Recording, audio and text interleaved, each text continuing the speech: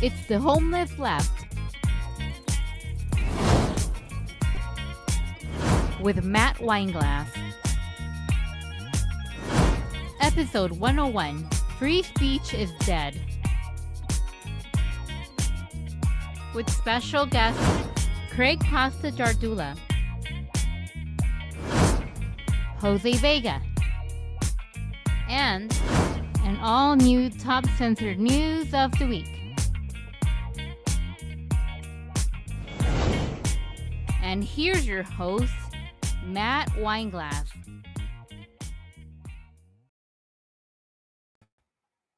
All right, here we go. Here we go, guys. We're back. We are back from our little break. We hit the 100 episode mark, and now we're starting the next phase of the show into however many more. We'll do another 100, and we'll celebrate again, and we'll keep going from there. But guys, we're rocking and rolling now. We love that you have stuck with us, that we are moving into this new phase of doing 2 shows a week, expanding our audience. You guys have been the key to that, just sticking with us here on Rumble, the place where they don't actually pull the plug on you. They might screw you with the algorithm and all that stuff, shadow banning, but we never got the mic cord pulled out from under us on Rumble, so we do appreciate that. And on X too. Again, a lot of shadow banning going on. We're talking about issues that they don't want us to talk about. A lot of challenging at Israel, a lot of challenging at Big Pharma. YouTube's another story. You guys know how that goes. We're still fighting the YouTube problem, the Google problem over there, where you are hurting the community, hurting the other people trying to do good work. We are a danger because we're having these conversations. So they do actually pull our plug on YouTube. They actually do that. They terminate us. We don't exist. The Homeless Left doesn't exist on YouTube. However, our new channel does. The THL Presents does exist on YouTube because that's our way of fighting back against the censorship industrial complex. So we're going to be doing that. And we're not going to stop. We're not just going to, go, well, we gave it a shot, we're done. No, we're going to keep going. Again, you guys are part of the fight with us, so we appreciate you being part of that with us. We're going to be joined very soon by Craig Pasta Jardula. We're going to have Jose Vega check in with us as well. So lots to get into. There is a Israel on fire breaking story. We're going to talk about that really soon. A lot of other stuff to get into. Trump's 100 days of war, genocide, censorship, all that stuff. The battle against free speech. We're calling this episode 101. The end of free speech. Free speech is dead, where we're going to try and resurrect it, but it has been hurt a lot in those last 100 days. But it didn't just start there. As you guys know, there's always a backstory.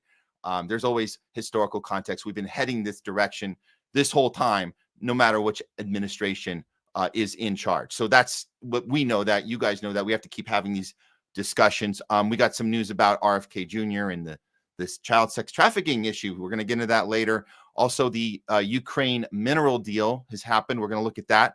And we have an all-new top censored news of the week for you guys as well. And get your questions, comments ready for talking back. Jayme CheeseSlice will be helping us with that today. So we're excited for that. Announcement. We just hit 250 views, 250,000 views on Rumble. That's, I guess, a pretty good milestone. So we're rocking and rolling on Rumble. You guys have been helping us out and subscribing to the channel. So we're very excited about that. And again, we're going to be here twice a week now instead of once a week, Tuesdays, Thursdays, 12 Pacific, 3 Eastern. So yeah, let's go ahead and get started here. I got to give a shout out to the opening. We're going to get into this, more of this topic. This is going to be an underlining theme today. That clip you guys saw in the opening, that's by director Louis Trudeau, British documentary director. He actually got this film to air on a BBC network. I don't think it's the main one, but he got it on one of the channels at BBC, which is shocking. It's called The Settlers. It just debuted on X. People are passing it around. It's about an hour long. You guys have to watch this thing. We're going to be talking about more about that later in the show, but it's called The Settlers. I wanted to give a shout out to that. And it's great filmmaking because you're just letting the people talk for themselves, and you just point a camera at them and they basically give away their own game plan. It's kind of, it makes our job easier when we're trying to tell stories, and like, we don't necessarily have to always have the summary ready to tell you. Just point the camera at them. They're going to give away the diabolical plan that they are very proud to admit to. So that's makes our job easier. Just press record, let them go to town, and then we can make what we want from what they're telling us. Okay, let's go ahead. And I do want to get into this Israel fire situation, so we're gonna do that up front. But first, just a reminder, guys, we have a mission here that we go at everything with a non-tribal point of view. We look at every breaking story, everything that we're investigating, non-tribal. We welcome you to have the same mindset rather than being part of a tribe. This helps us investigate, helps us understand, helps us go through a process where we're not just saying this team's got to win, this team's got to lose. We have to be for humanity, and that's how we do it here on the Homeless Left. So if you're sick of all the identity politics, red team, blue team, all that nonsense, they're punching down on us. The media is lying to us every day, not doing their job they're supposed to do. They're protecting the interest of the billionaire class, and they're pitting us against each other. So if you're sick and tired of that, being pitted against each other, no more being punched down on, no more being mad at your neighbor, your family member, no more disinviting people to Thanksgiving and Christmas. If you're ready to start a real populist movement from the ground up and start punching up instead of punching down, then the Homeless Left is the place for you. We happen to be homeless from the left. Where are you homeless from? Maybe you're from the right, maybe homeless middle, maybe homeless upside down, all around. It doesn't matter. We're all homeless together. Okay, let's go ahead and bring in our regular contributor, friend of the show. Great dude. You guys know him. You love him. Please welcome back to the show, Craig Pasta Jardula. There we go. There you go. How you doing, Matt? Thank you for having me on, brother. Always fun to rock it with the Homeless Left, or excuse me, on YouTube, THL. Always great to rock it with them, buddy. And yeah, it's crazy. Some interesting stories. That was a great segment you played to open up. It was just like, wow.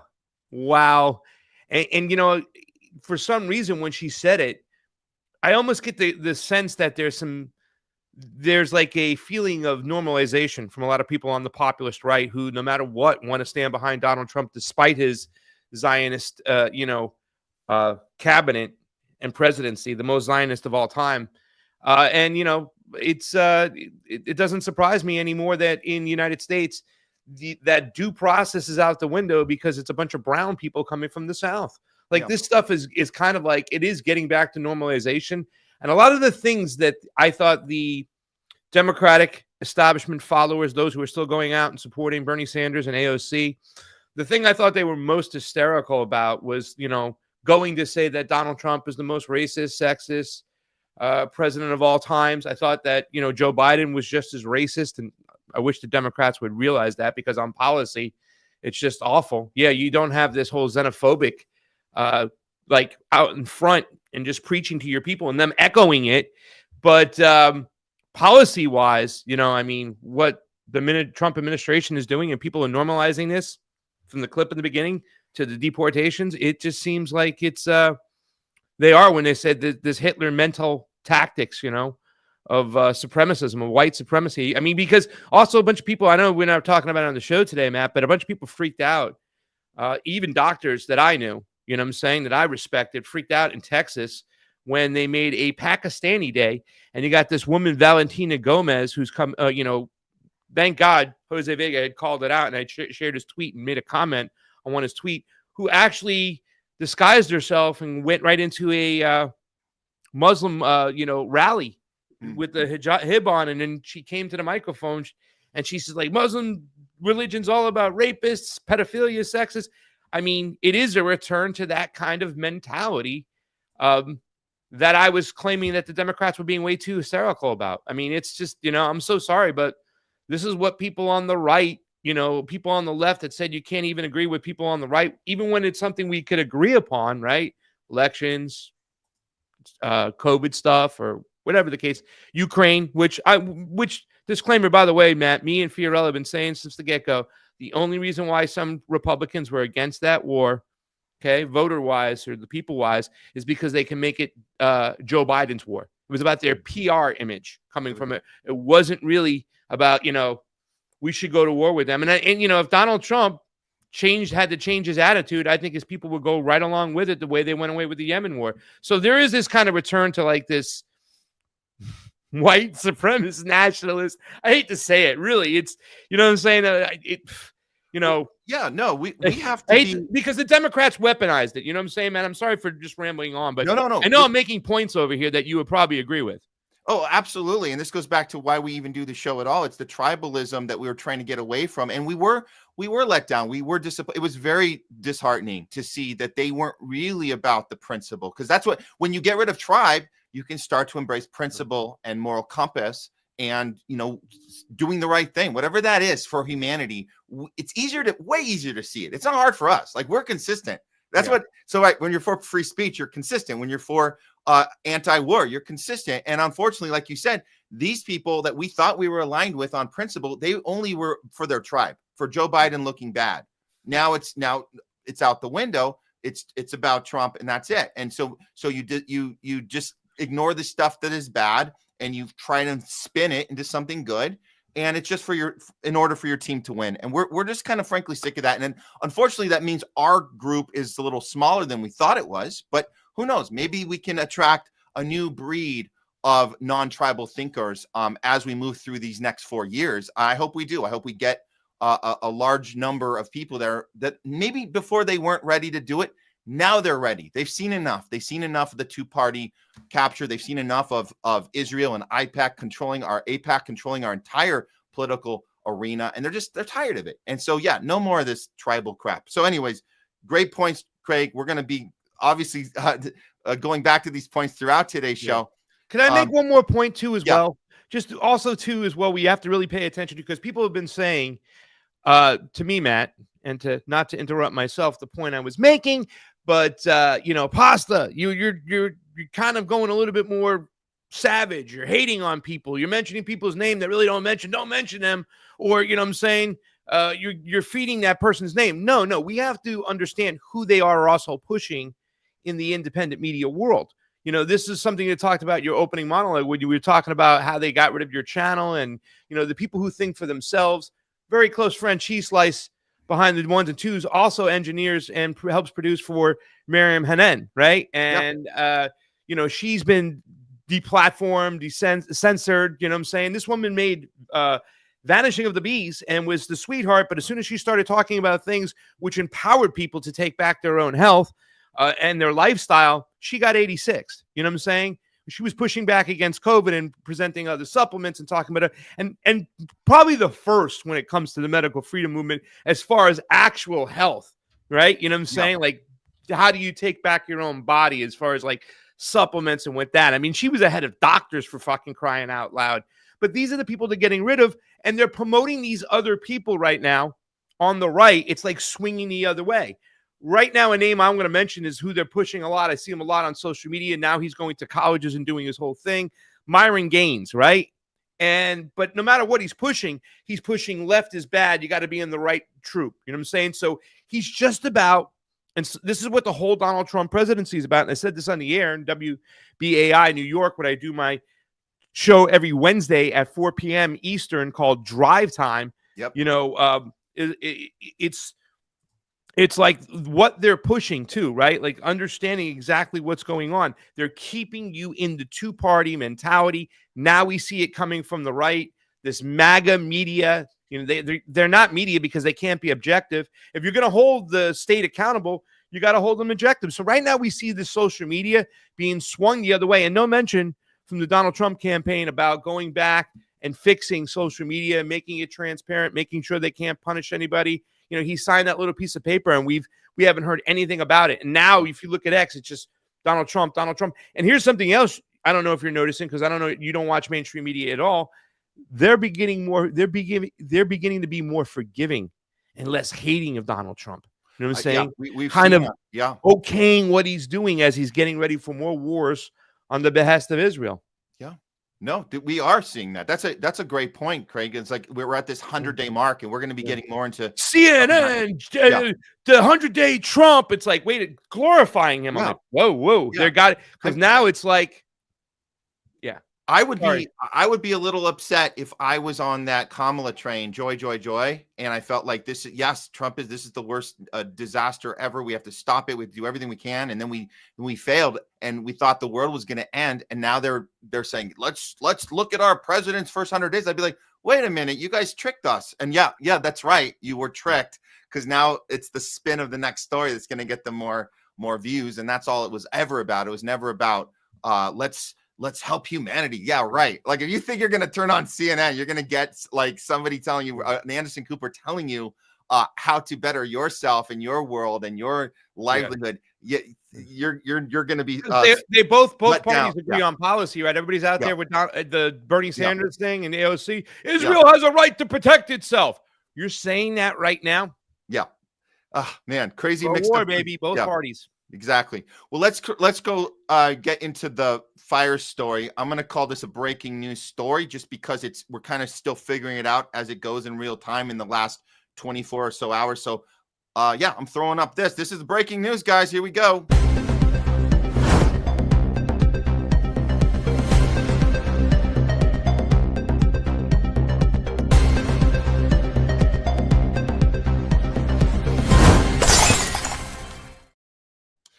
We have some breaking news. Israel apparently is on fire. Let's look at how this story unfolded over the last 24 hours.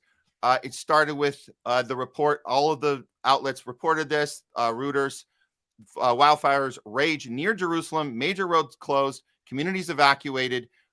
This is pretty funny because immediately, and I say funny in the sense that the way that Netanyahu responds to this immediately is, as you can see this in the first line here. Wildfires rage in the outskirts of Jerusalem on Wednesday, forcing the evacuation of communities and the closure of the main highway as Israel appealed for international assistance to help fight the blaze. Wow, they immediately need help from the international community, Craig. That's wow. I mean, you kind of feel for them. Like they reach out to the people in the international community where they've completely ignored them and anything they've had to say over the last year and a half. But now they need help. And so we've seen the footage of what's been going on there. I'm going to put some of that up right now. I don't know if we can actually read this at the same time. Actually, I'll put that up in a second. Maybe they could just take a bit of the money we give them for weapons and just, put it towards that rather than ask for more money. I mean, 11 billion since he's been in office. I think that's enough money. Pick from that money, take a little bit from over there and put it over here. Yeah, exactly. And Adam Media says, Israeli media says today's fires are the largest in Israel's history. The highway between Jerusalem and Tel Aviv have been closed. So far, 9 settlements have been evacuated. This is what God's wrath looks like. And we have seen a lot of this, like, well, they deserve it. We're going to be a little more careful about that here. We actually want to look into the cause of this. We'll get to that in a second. But this is some of the stuff going on. Here we go. If you guys can see this, this is actually from Tel Aviv, the footage you're seeing here. And, it's important to say, yeah, of course, people see this and they're like, you know what, serves them right. But, again, let's be above all that and say, okay, what do you do when you're, as they say, under attack? And we're going to get to that in a second. Actually, Craig, let me bring this up. This is important. Well, first, here's one more response to this. You got, I'm trying not to laugh because this is not funny, but Israel is on fire. World stands with fire. Woo. Let's try and be serious here, but man, so when this broke, people were trying to figure out, well, why is this happening? And this happens to coincide with, this is the other ironic part of this, Craig, Independence Day. What they call Independence Day, we know it's Nakba they're celebrating, which is the most horrific thing you could possibly think of that has happened in the last 80 years is Nakba, where they originally came into the land, which they were told when we were told that this was an empty land that was just waiting for them. No, not true. That's the day they ravaged and raped and pillaged and burnt people alive and took all their land. Well, they call it Independence Day, happening to coincide with this fire incident in the last 24 hours, and they had to cancel it. Yeah.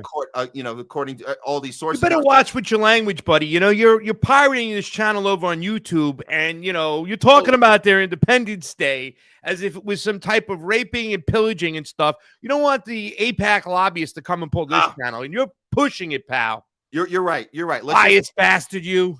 Look, it's something to be very proud of. I get it. You found there are anti-Semitic laws, for crying out loud, for this language. Matt, I'm trying to do better. Craig. Don't you notice? Yeah.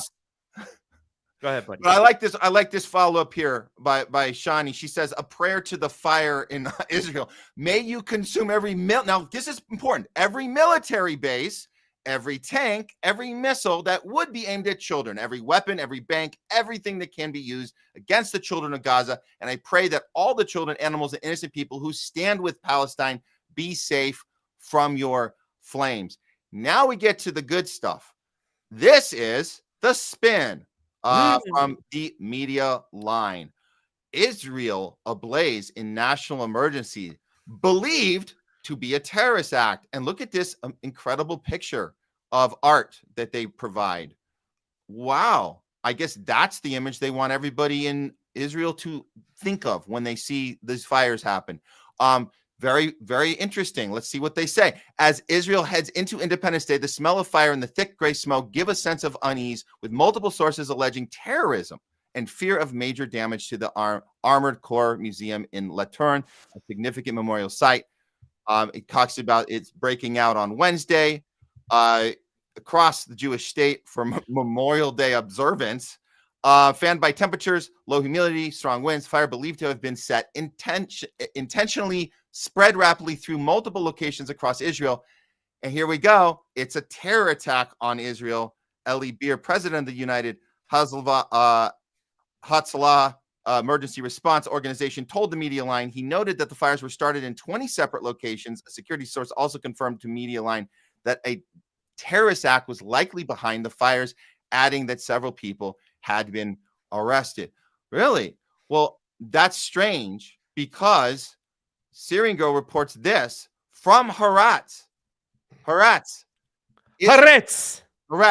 Israel fire set by Israeli settlers trying to burn down Palestinian olive groves. And this is from Haaretz.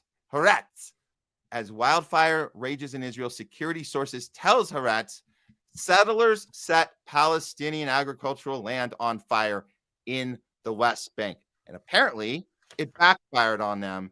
And because of the strong winds going in the wrong direction, it went right back into Israel. And that's why they're evacuating all these areas right now. And this is what we're seeing. These are shots from the road, which sucks. I mean, we've seen this here. We see this in LA fires. We've seen this in Lahaina. Yeah, it's this isn't caused by just that's the sandstorm. I thought this is the sandstorm, which was coincided with this, so it's all happening at the same time. This is all in the same period. God or the aliens are pissed at Israel,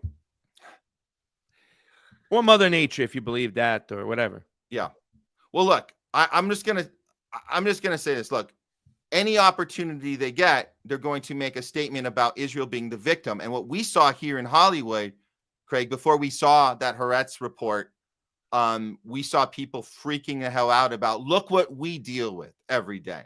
We have to deal with terrorism. Look what they're doing to us on our day, on an Independence Day. Look what they're doing. These horrible animals are doing this to us. And it's everywhere here. I'm seeing it everywhere. And they're not in tune with the fact that maybe this was the cause of this seems to be the irony is, Craig, is that it's not the thing they want it to be, and they're going to ignore the thing it actually is.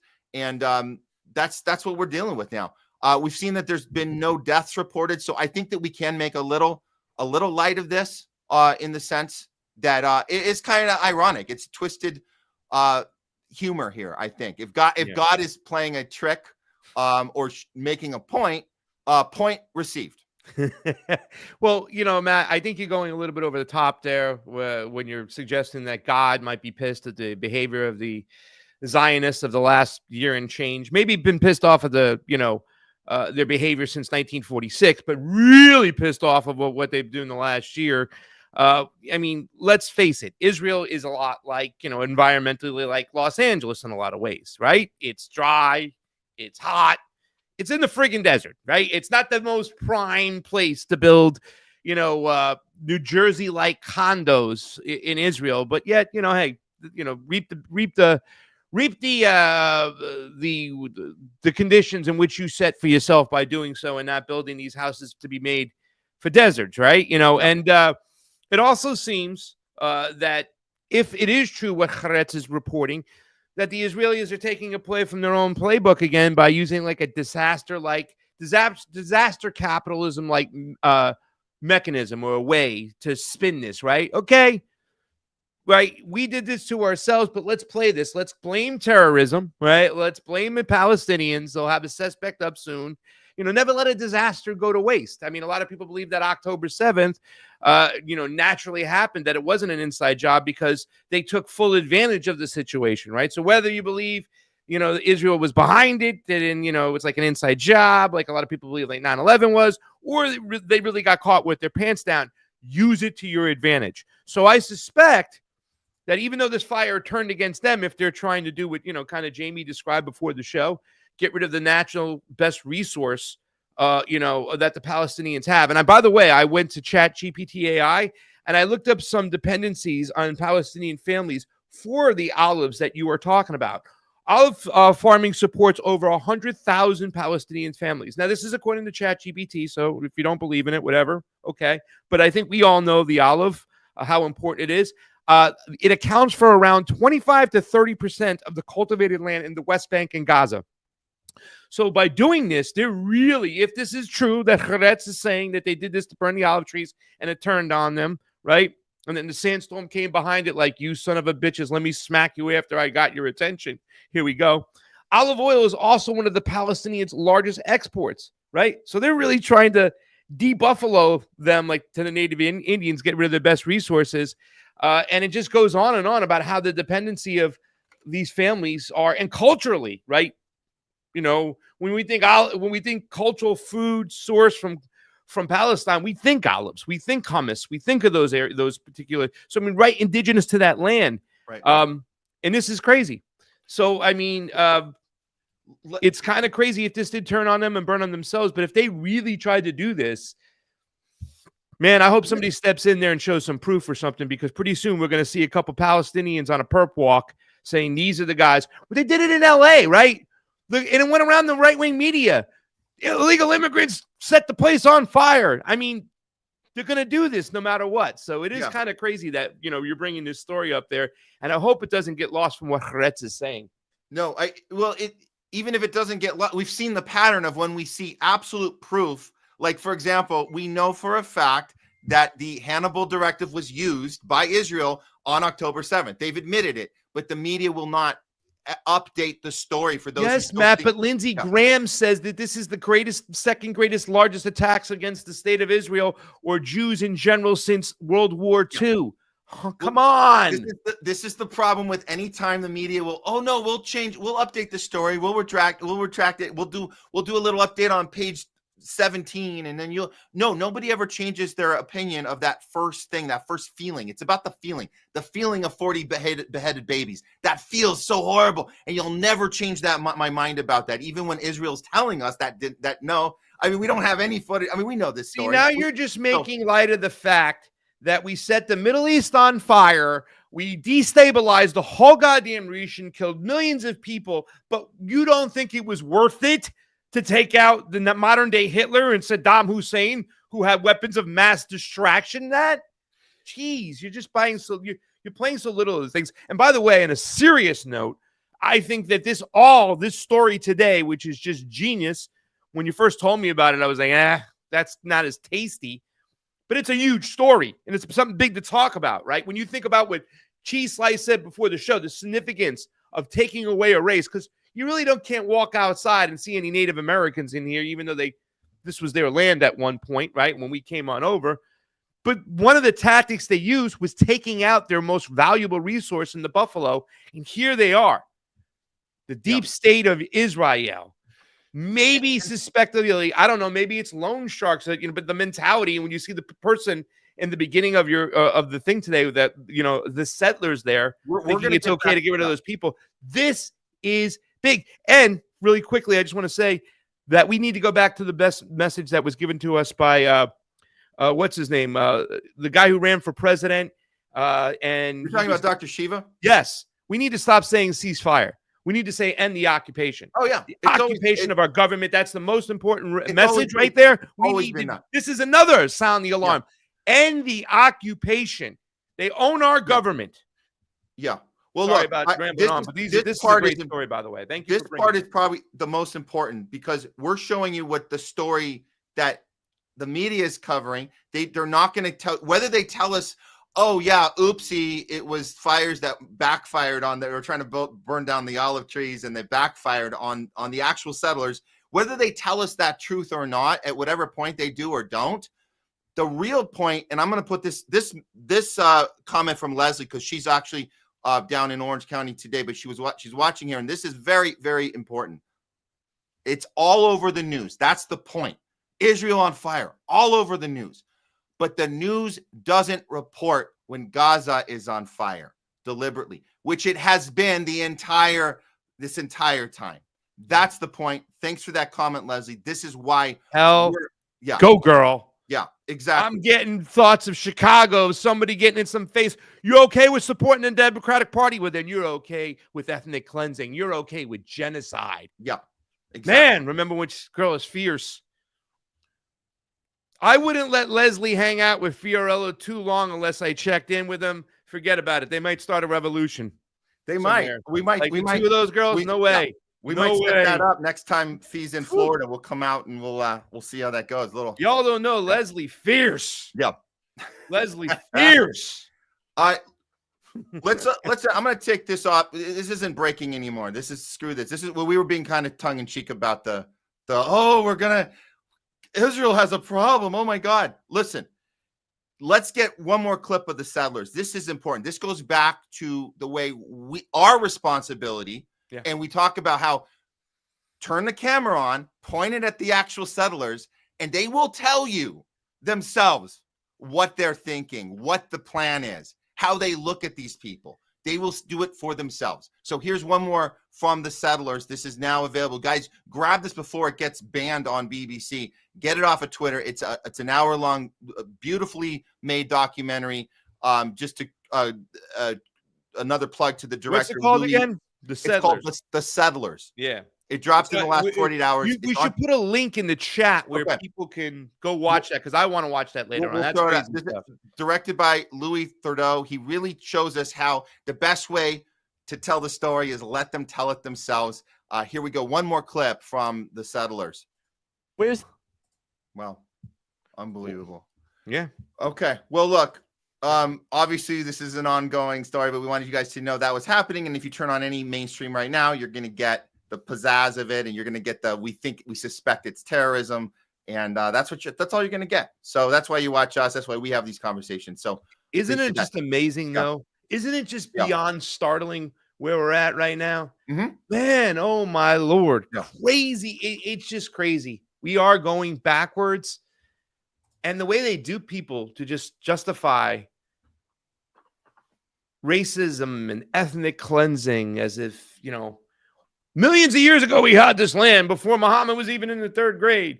There's this young kid out there. I think you might have seen a clip of him before, Matt, where he is on a show with all these girls and he's talking about how dumb they are. And he's like 16 years old.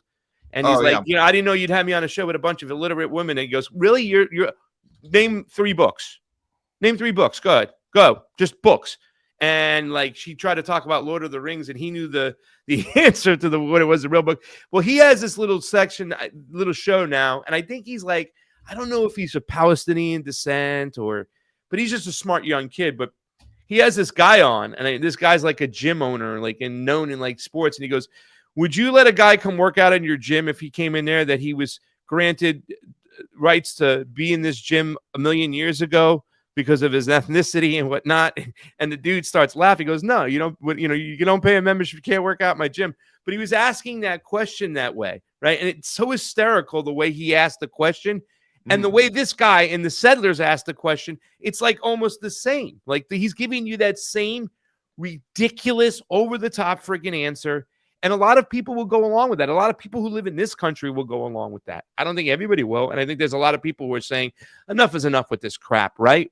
But wow, it's just fascinating the way he I don't care. No, they're just Arabs. They're Arabs. They're lesser than. It's unbelievable. They're proud to announce it. They're not ashamed, because I think something is off in the head, because, and I talk to so many here in Hollywood. They don't give up. I think Zionism, I'm gonna end the same with this. I think Zionism is 1,000 times worse than Trump derangement syndrome and COVIDian thought. And here's why. Those are bad. But the difference between a COVIDian mindset, Trump derangement mindset, and a Zionist mindset, because you choose to do all three of them. They're all similar that way. You choose to do all three of them, living in a certain way of fear, holier than thou, no principle, just attacking other people for disagreeing with you. That's what they have in common. The difference is that we watch COVIDians and Trump derangement syndrome. They have kind of an arc of their bad behavior, and then it levels out. And then they go to a phase of pretending that they didn't do the thing that they did. It's almost like they have to go through this kind of phase. Whether they acknowledge it or not is different. Who you're dealing with, whether they ever let it go or not, or kind of get in a denial place of, I never behaved like that. Well, you did. In Zionism, however, go ahead. 100% the meter is up here all the time. It never stops. It hasn't hit its ceiling yet. You never look in the rearview mirror and go, hey, do you guys remember when you said that horrible shit? They're doing it now. They don't stop. It's so psychotic that it's not just this phase. And we give a little more like, okay, maybe these COVIDians and Trump derangement syndrome people can come out of their little thing at some point. Zionists will never come out of it until they wake up one day and have to say, holy shit, I cannot believe what I've been doing. I have to just stop cold turkey. And I think that's it. There's no phase. They're still testing their limits. They're the chosen ones, Matt. Yeah. They're the chosen ones. Deal with it. Yeah. I'm trying to deal with it. It's insane. It's legislative whims. Yeah. It's wow. so I have to write that down, because you have these moments where you have a Weinglassism, Garland Nixonism. He has those twos as well. But that's a great thing. Zionism is greater than COVIDian and TDS because they level out. Zionism still hasn't hit his ceiling of bullshit yet. It hasn't even hit the ceiling. And they're going to keep, it hasn't hit the ceiling. And they keep pushing it. Just when you think they can't get any more Zionist is this, they say, hold my beer, and they top it off. They're Arabs. That's what they're. Hello. Yeah. I'm a white guy with a beard and sunglasses. Yeah. I got a residency in Lawrence, Long Island, but I want a vacation over here in my land. Yep. Gabish? As long as we understand. Man. All right. They should have made a deal, right? The Palestinians or the... If they really wanted to be humane, let the Palestinians keep the land and build nice places for themselves and help them out, as long as they sign an agreement to let a Zionist family come Airbnb their place for 3 months at a good rate. Cool. Had they done that, they might have just kept the land. Nobody thought about it. They had the Abraham Accords. No, I had the Airbnb Accords. I just wish those Palestinians would stop using all those kids as human shields. I mean, you got to blow a school up, Craig. You got to blow the school up. And, why would you intentionally have kids in the school when you were trying to blow it up? I don't know, man. They're very selfish people, those Arabs. Bill Burr's clip is the best. Those Arabs, very selfish. No, you got to work around that, man. Human shields. Yeah. I mean, you swipe the leg of the person who has the baby, on the lawn, so he lands safely in the grass, man. Yeah. And I'm sorry for being so over the top, but we live in a fucking cartoon, ladies and gentlemen. If our legislated lawmakers can be that ridiculous and tell you that bullshit, we should be able to tell you some jokes about it. Hell yeah. Well, we got a lot. I mean, we got to have fun when we can, but man, some of this shit, oh God, it's pretty depressing. But yeah, Bill Burr, we need some jokes once in a while about it. Okay, moving on. I think it's a good time to bring in our next guest. And Craig, you're going to stick around for a while, yes? Yeah, I got another 20 minutes. Hell yeah. Okay, let's go ahead and bring in. He's a champion of independent media and fighting both parties. And he's run for office as a non-party affiliate, which we love here on the Homeless Left. And he's always, I would say, the king of disruption. Please welcome back to the show, Jose VEGA. All right. Howdy. There he is. Jose, dude, welcome. I'm going to let you know I'm calling ICE right away, and I'm sending him over here. I'm going to send you back to El Salvador and one of Bukele's prison where you belong. Okay? That's what they're going to do to you if you keep disrupting these politicians all the time. Yeah, You do it to the left politicians, the Democratic politicians that really aren't left. They just occupy the space of the left. Then you'll be okay. Do that to a Republican, Jose, and see what happens. Well, I've always wanted to go back to my ancestry roots. You know, I'm Salvadoran, but not what they're gonna send you, pal. There ain't no roots over there. Those are American roots that I did not IDF roots that he picked up. That is, by the way, IDF contracts for the military in El Salvador. A lot of people don't talk about that. What are you talking about? News? Don't say that. Are you serious? Is that know true? that the IDF has contracts. They're training a lot of Salvadorian military people. They have like a contract for 10 years. There are IDF soldiers in your homeland right now. Why would you say that? Why would you tell me that? Now I have to do something about that. Oh my God. Let's go get Josh Hawley. Let's go get these Republicans and say, you okay with the IDF having contracts in El Salvador? Why is that okay? Can China have a contract with one of these countries over there? Would you be okay with that? No, they shit an egg roll, but it's okay for them to do, IDF on in. Yeah. You're killing me here. You're killing me. I haven't given my letter of resignation to myself to quit my country, to quit my company, my work over here, to go work for Jose VEGA yet, because I got to take care of my mom. But if I did, I might consider quitting myself and go work for you full time, because I think that, Matt said you're the champion, a champion on social media. No, you're a champion of disruptor out there. And every single time I see your stuff, I say to myself, I can never quit you, Jose VEGA. You're doing some amazing work exposing these people out there. Well, thank you. Thank you. If you work for me full time, all I can say is the pay is shit. The quality of life isn't so great, but you can look at yourself in the mirror every night and be proud of who you are. That's right. So, and you might have to not pay car insurance for a bit, but that's besides the point, Yeah, right. So, anyway, thanks for having me on, guys. Absolutely. And Jose, we wanted to check in with you. We know you ran an amazing campaign, and you got some you got some eyes on you that maybe didn't know how bad it was in your district in New York. And I know you were going against the Zionist. What was it? Torres? What was the guy? Yeah, this guy. Richie Torres. That's right. Torres. Yeah. But you made a statement. You were loud, and I think you did some good stuff there, man. Like that. I hope you continue. Or do you have any? Because we're gonna get some stuff right now. I want to talk about the 100 days and where you're at with that on some of this stuff going on. But do you have any plans to have any new campaign in the near future or anything? Or where my kickoff VEGA 26 campaign is this Saturday. Oh hell yeah! In the Bronx. That's right. Yes, we're having a fundraiser. Did I spoil the beans? Did you already? No, I already. It's open secret. It's an open secret at this point. It's not like for a while. People insider. I talked to Jose on the download, not just on shows. Well, I had to kind of like take advantage of, because my interventions, they kind of like keep coming back up, recycling on the internet, and then they go viral again, and I don't get credit, but then people tag me, and then I get the credit. So it's like, well, yeah, I'm running. I need you to please support my campaign. So, obviously I'm going to. Well, I have an idea I wanted to pitch to you, but, and the whole thing is that I didn't get a chance to talk about it, and maybe I will down the road. But I like the fact that you're looking healthy and losing some weight and getting ready for the campaign. You noticed. Right? Cute. Okay, great. I have a whole appearance plan as your campaign manager, right? Yeah. Check these guns out. Check these bad boys out. You can see it on the face. I have an idea, right? Okay.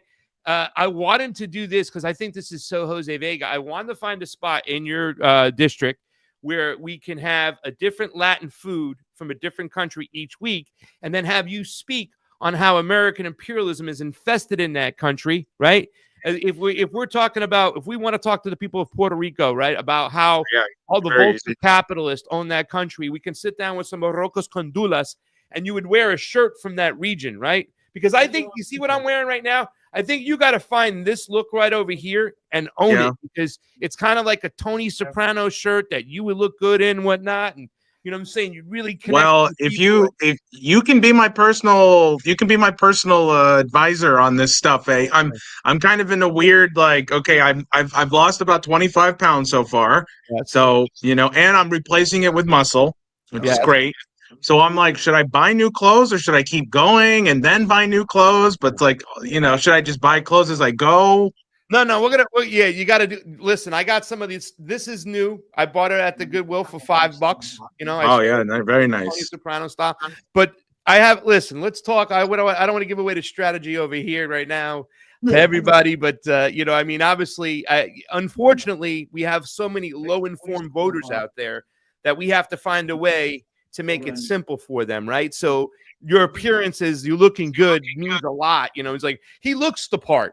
What the fuck that means? You know, I'm glad that Jose Vega looks the part in your mind, but do you know his knowledge on what's going on, you know, in the world, you know, foreign policy wise, which will help him benefit his job, how he understands what's going on in his own community, that you always bring that. Oh, that's very nice. You're sending $1 billion to Israel. You know where we can use that, Richie Torres? Back here at home.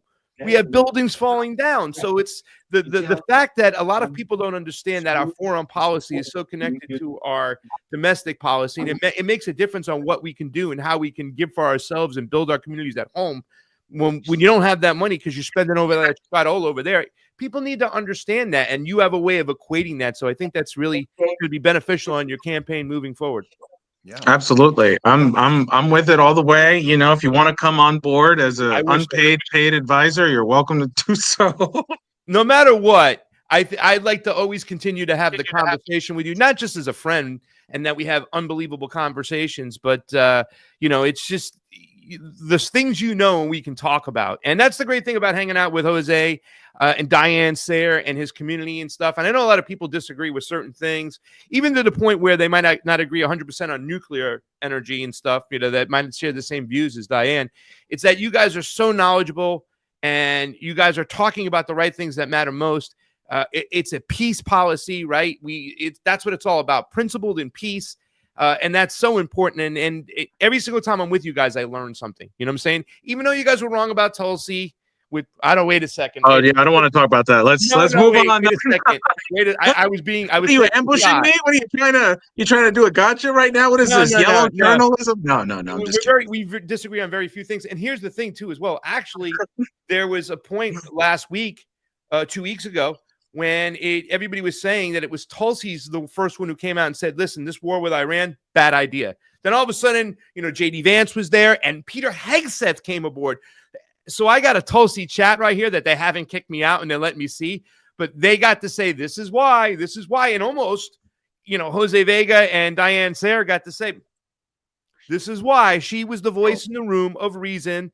The aloha people say, you know what I'm saying? Like that still has her negative points about her. I don't want to get into it. But for this moment right here, it almost makes sense where some of the people were going, see, Tulsi, even with her flaws, is better than anybody they would pick. She's the reason why they say no war with Iran right now.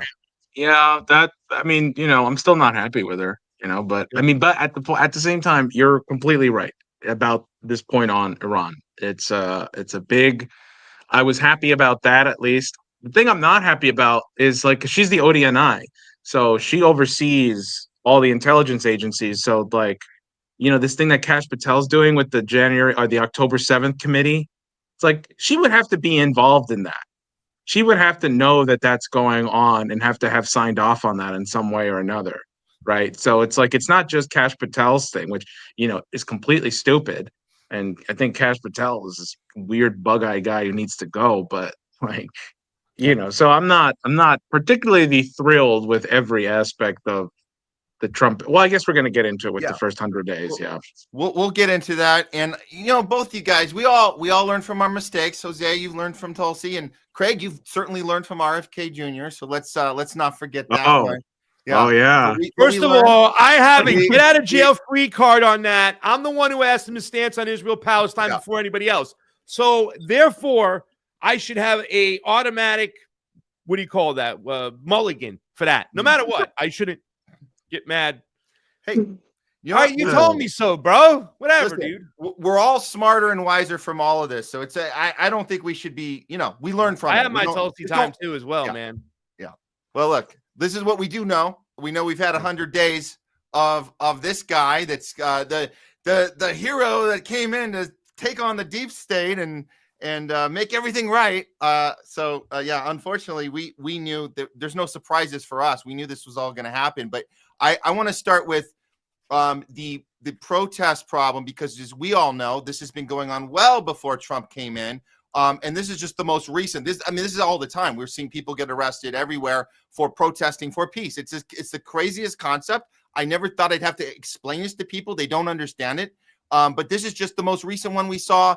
This one just came out of Paris, but it just shows you this is everywhere. It's not just here. It's not a Trump thing. It's not a Biden thing. It's a Zionist problem, and it seems to be everywhere. Here, this one just was from last night or yesterday.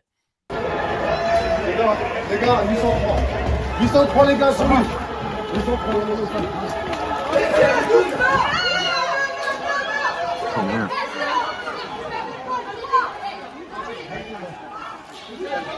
Je suis journaliste. Vous avez une carte de presse? Oui, j'ai une carte de presse. Oui, elle est dans mon sac. Vous n'avez pas le droit de m'empêcher de filmer, monsieur. Non, mais je vous demande votre carte. Oui, je l'ai dans le sac, mais attendez, là, je suis en train de filmer ça. J'ai ma carte de presse. This is for the crime of wanting children not to be blown to bits, because it might hurt the feelings of the people killing them, and we don't want to hurt their feelings. So that's why this is not apparently okay to have a Palestinian flag. Now, you guys think that that's it's only happening over there, not happening here? No, of course it's happening here. This is right. This is in our neck of the woods. This is USC. This just happened at USC. More arrests, dozens arrested at USC right here. This was the Texas one that was detained. We had the story came out of Texas, but the police peacefully arrested student protesters. Well, that looked pretty peacefully at the USC on Wednesday, hours after the police at Texas University aggressively detained dozens of the latest clashes between law enforcement and those protesting. And I always call it the Israel-Hamas war. It's not a war when one side is getting annihilated and the other side is doing the annihilation. But okay. So this is still a nationwide problem. And I want to pass it to you, Jose, because I think that we need to keep obviously context that this has been going on well before Trump came in. Do you feel that this has gone more exasperated since Trump, or is it the same stuff we've been seeing the whole time? Because we know the reactions have changed. We know that people that hate Trump automatically are angry about this that never said a word about it before with Biden, and maybe that's good that more people are mad. But has anything actually changed at all?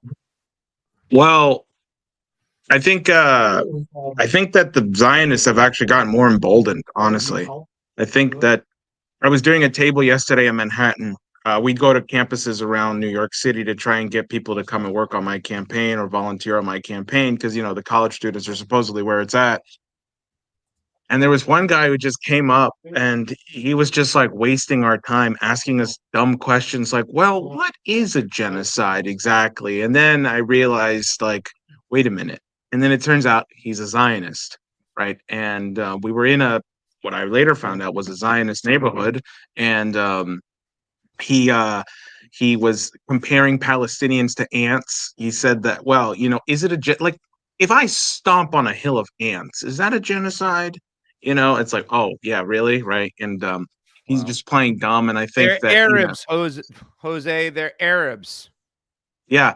So I think that, and then at CCNY here in New York, I think just a week ago there were police pepper spraying students who were trying to do another encampment here. Wow. So I think that Anyways, I watched this documentary by Louis Theroux. I think you guys know which one I'm talking about. The We were just Settlers. talking about that. The Settlers. That's where he goes. They're Arabs. Jeez. Like, Yeah. what are they entitled to?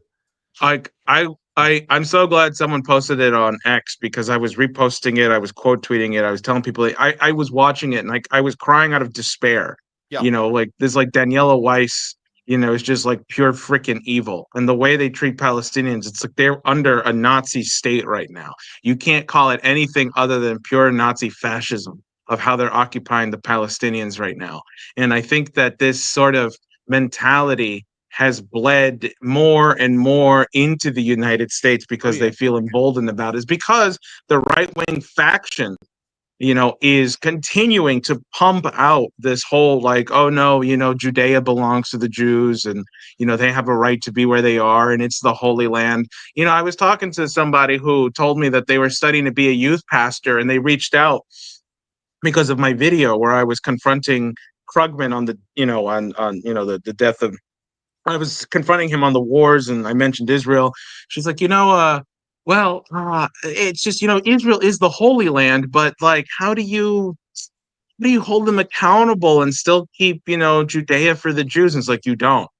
I mean, you hold them accountable, of course, but you don't just let them take what they think is theirs because the Holy Book happens to say so. There is no God on this planet. There is no God that I know of that would advocate for killing in order to take just some piece of land. So I think here in the United States, the students are actually the ones who are acting out this way are very brave and courageous to be out protesting, period, because, you know, a lot of the college students, especially if you're here on a residency or if you're here on a green card, you could be deported at this point.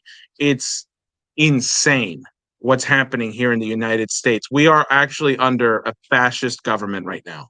Yeah. We are actually living under fascism.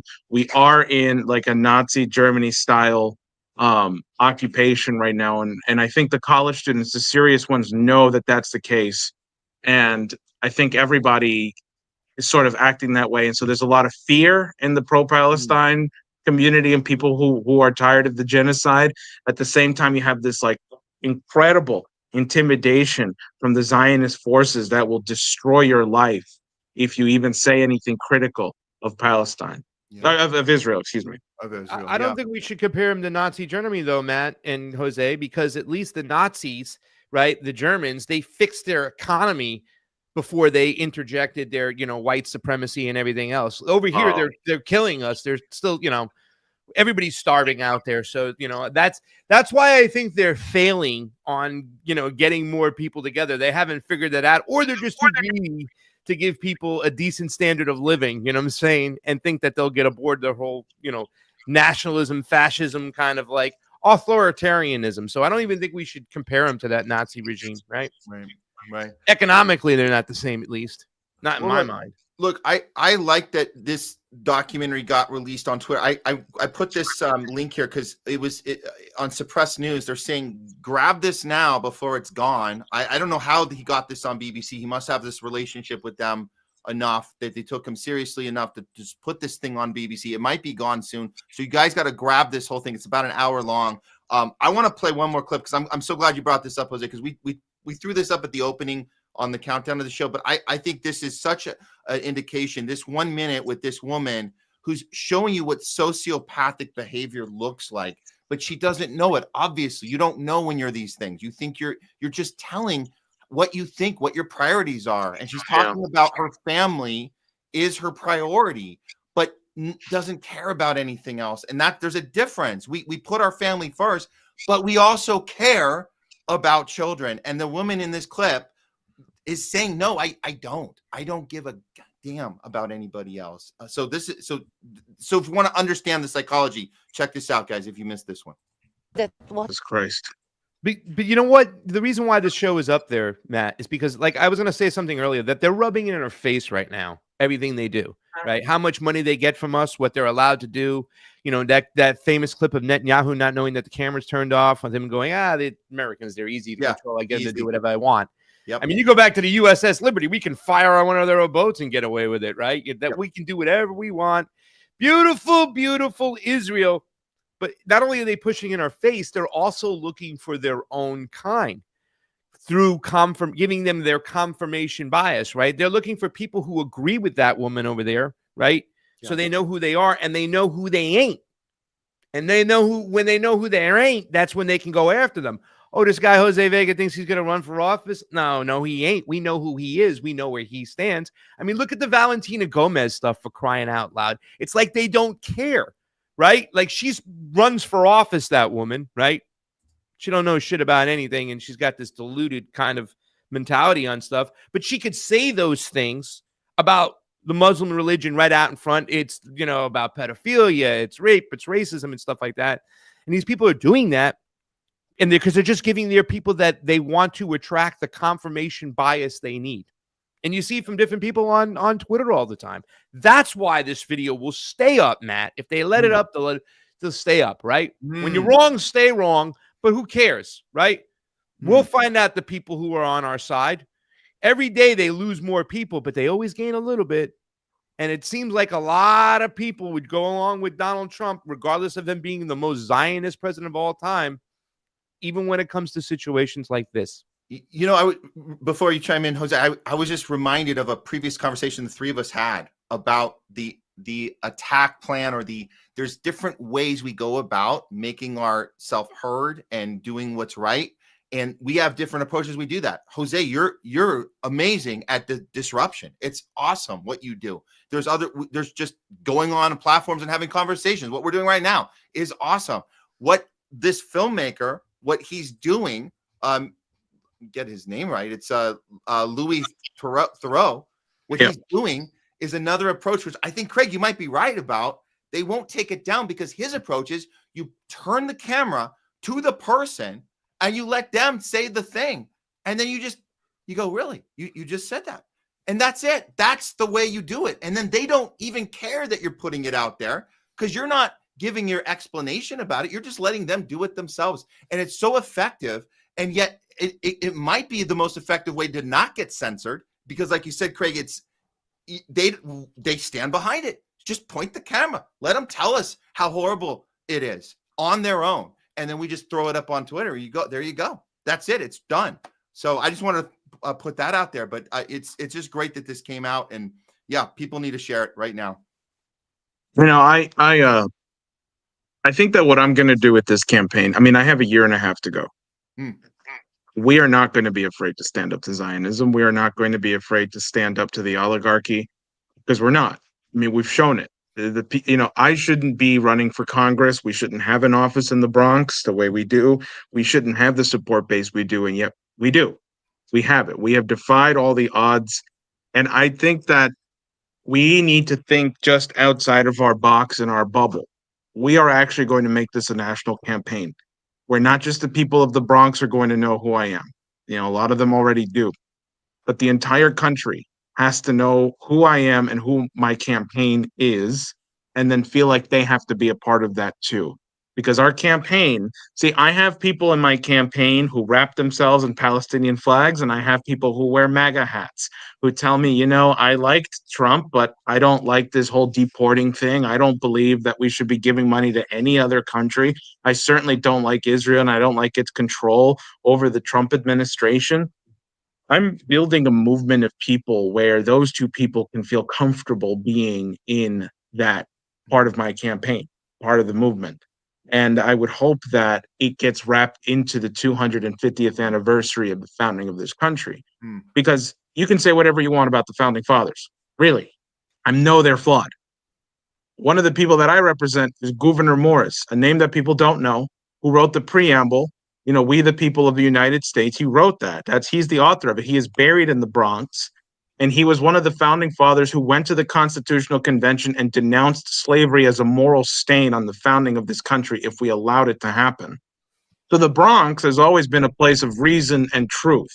That's where it's going to come from. The poorest congressional district will have a voice of reason and truth through our campaign. And people are going to get inspired by that. And so 2026 will be the year of independence again because we are going to win. I do not intend on losing. And therefore, there will be a voice in the Congress that people will know is not bought by Zionist interests, that they can trust, that does not have a Republican or Democrat name attached to him. And I can only make that happen with the help of you guys and the people watching this now and the people that will watch this. That's so knock on a lot of doors. Yeah. Sorry, buddy. No, this is great. There's a movement happening. It takes time. You can't just snap your fingers and have it happen. But I love what you're saying about bringing these people together that are, maybe they were on the Trump side. Maybe they were confused last election. They didn't know what was going on. Now they're more sure, and they're more willing to be in a room with other people that are also feeling like they're sick and tired of the system. And you can have a different hat on. It's okay. It's fine. I love this approach. This is what real populism looks like, by the way, right? This is what it's about, bringing everybody together. We don't have to check every single box of the things we all believe in. We just have to agree on the one thing, is that we have to take on the oligarchy and the APAC capturing of our political system. That's it. And we're all for free speech, and we're all anti-war, and we're all, so these just things that we all actually do agree on. They don't want us to know, but we are figuring it out. So I love that you're doing this, Jose. I'm excited to be supporting and talking about this and being right next to you, man. As much as we can do here on the Homeless Left to support you on this. Absolutely. Yeah. And there's one. So listen, I want to talk about the censorship part.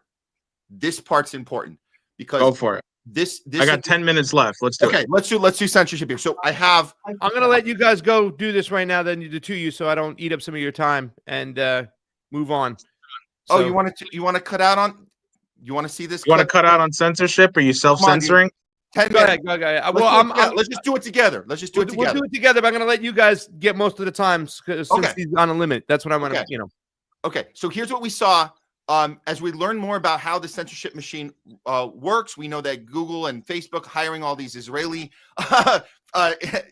spies and people that are going to be controlling our information more than they ever have. We're seeing the head of the Jewish diaspora for Meta. This is Jordana Cutler. She's telling the audience at this Jerusalem event, this summit, that she's helped to implement specific protections for Israelis and Jews, and she's banning content that claims that Zionists run the world and control the media. The irony is insane, but listen to her tell us that we're going to stop you if you tell us the thing that we're doing, and we're going to stop you from doing it. Here it is. In addition to my work leading the Israel public policy team, I created a new role specifically focused on the Jewish diaspora. It is a privilege to represent Meta to Jewish communities worldwide. I am proud that Meta's commitment to addressing anti-Semitism on our platforms has remained steadfast, especially after October 7th.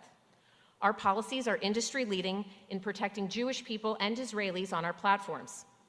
Our community standards include policies that prevent harassment, violence, and incitement, and include a robust framework to combat anti-Semitism.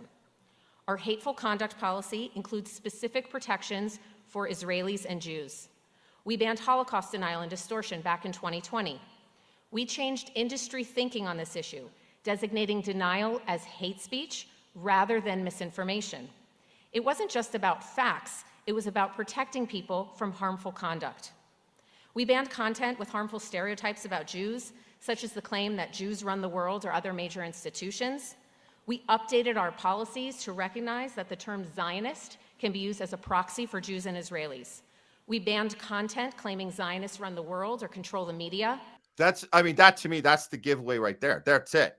We're going to control the media and tell you guys you can't say that we control the media. I mean, what the hell is that? How are you able to say that? The Muslim Brotherhood says Roseanne Barr runs the media. It's the Muslim Brotherhood, Matt. Please. You got it wrong. She's smarter than us. I thought I had it figured out, but Roseanne told us we got it wrong, man.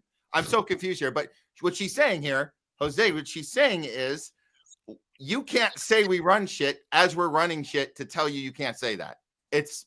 I don't know what that's called. It's irony, that's for sure. But it's pretty pathetic. It's pretty sick that you can say that out loud with a straight face without us going, what the hell did you just say? Well, this makes me realize that all these years of where they were trying to shove political culture or PC down our throats and the safe spaces and the safe language and the banning of the certain words, they were softening up or attempting to soften up a population so that they could institute control over language. That's what it was always about, and now that's what's happening right now.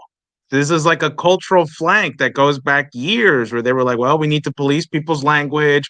We need to make sure there's no hate speech. Anti-Semitism is hate speech, and you don't want to be anti-Semitic, right? And so that's what this was all about, because any Democrat, left, liberal in like 2017, if she had said that same thing when PC culture was like at an all-time high, they would be cheering for it. They would be like, yes, exactly. No more hate speech, no more anti-Semitism. But they overplayed their hand because they're committing a slaughter. What's worse than anti-Semitism? Maybe killing children. I don't know. People's phones are full of videos and pictures of blood-stained rubble in Gaza, right? And you're an anti-Semite if you think that's wrong. I was called an anti-Semite because I have a sign that says Richie Torres supports genocide, Jose Vega doesn't.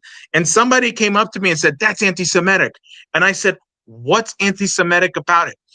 Is it anti-Semitic to say that Israel's committing a genocide? Yes, because you don't want to listen as to why we have to defend ourselves. And it's like, oh, so genocide's okay if you're defending yourself. And they just get angry with you, and then they just keep calling you an anti-Semite, saying you hate Jews. And it's like, no, people are so brainwashed now to think that just saying that there's a slaughter of children means you hate Jews. That's the sort of mechanistic brainwashing that they've implemented in people.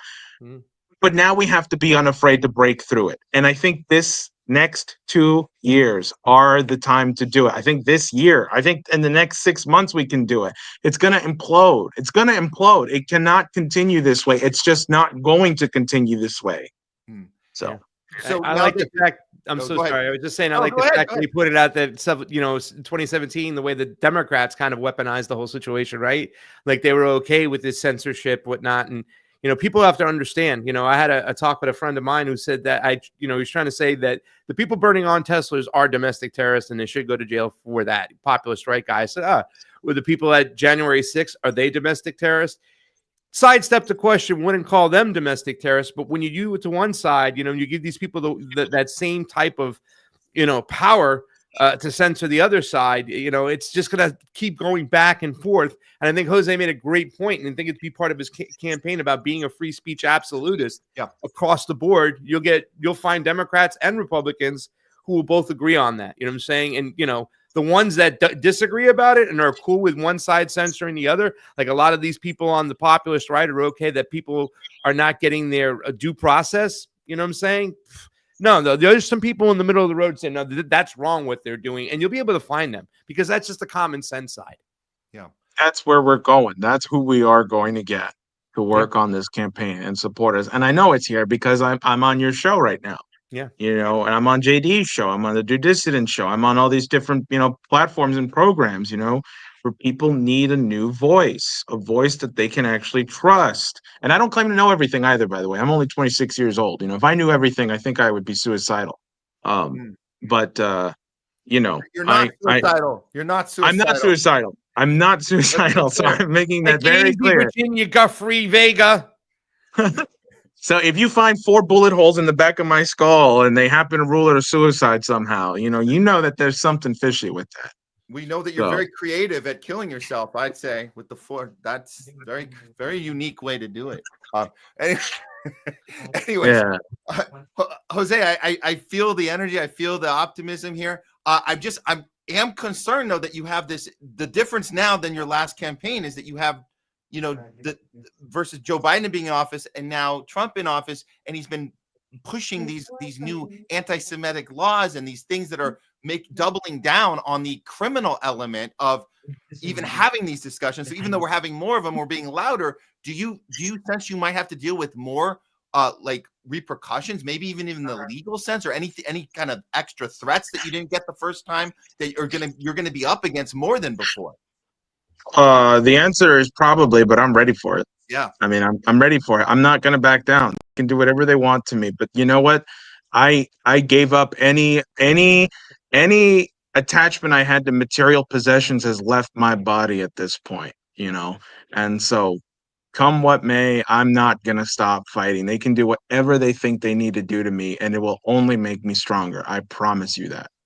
Yeah. I love it. I think that at your rallies and at your talks or wherever you go, we need to just start the old school Jose. I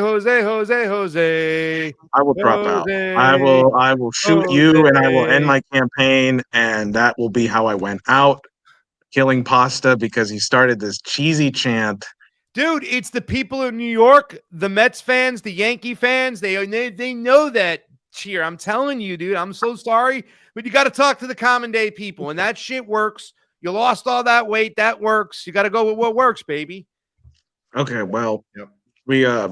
Okay, all right. Maybe I'll let you talk me into it. That's all.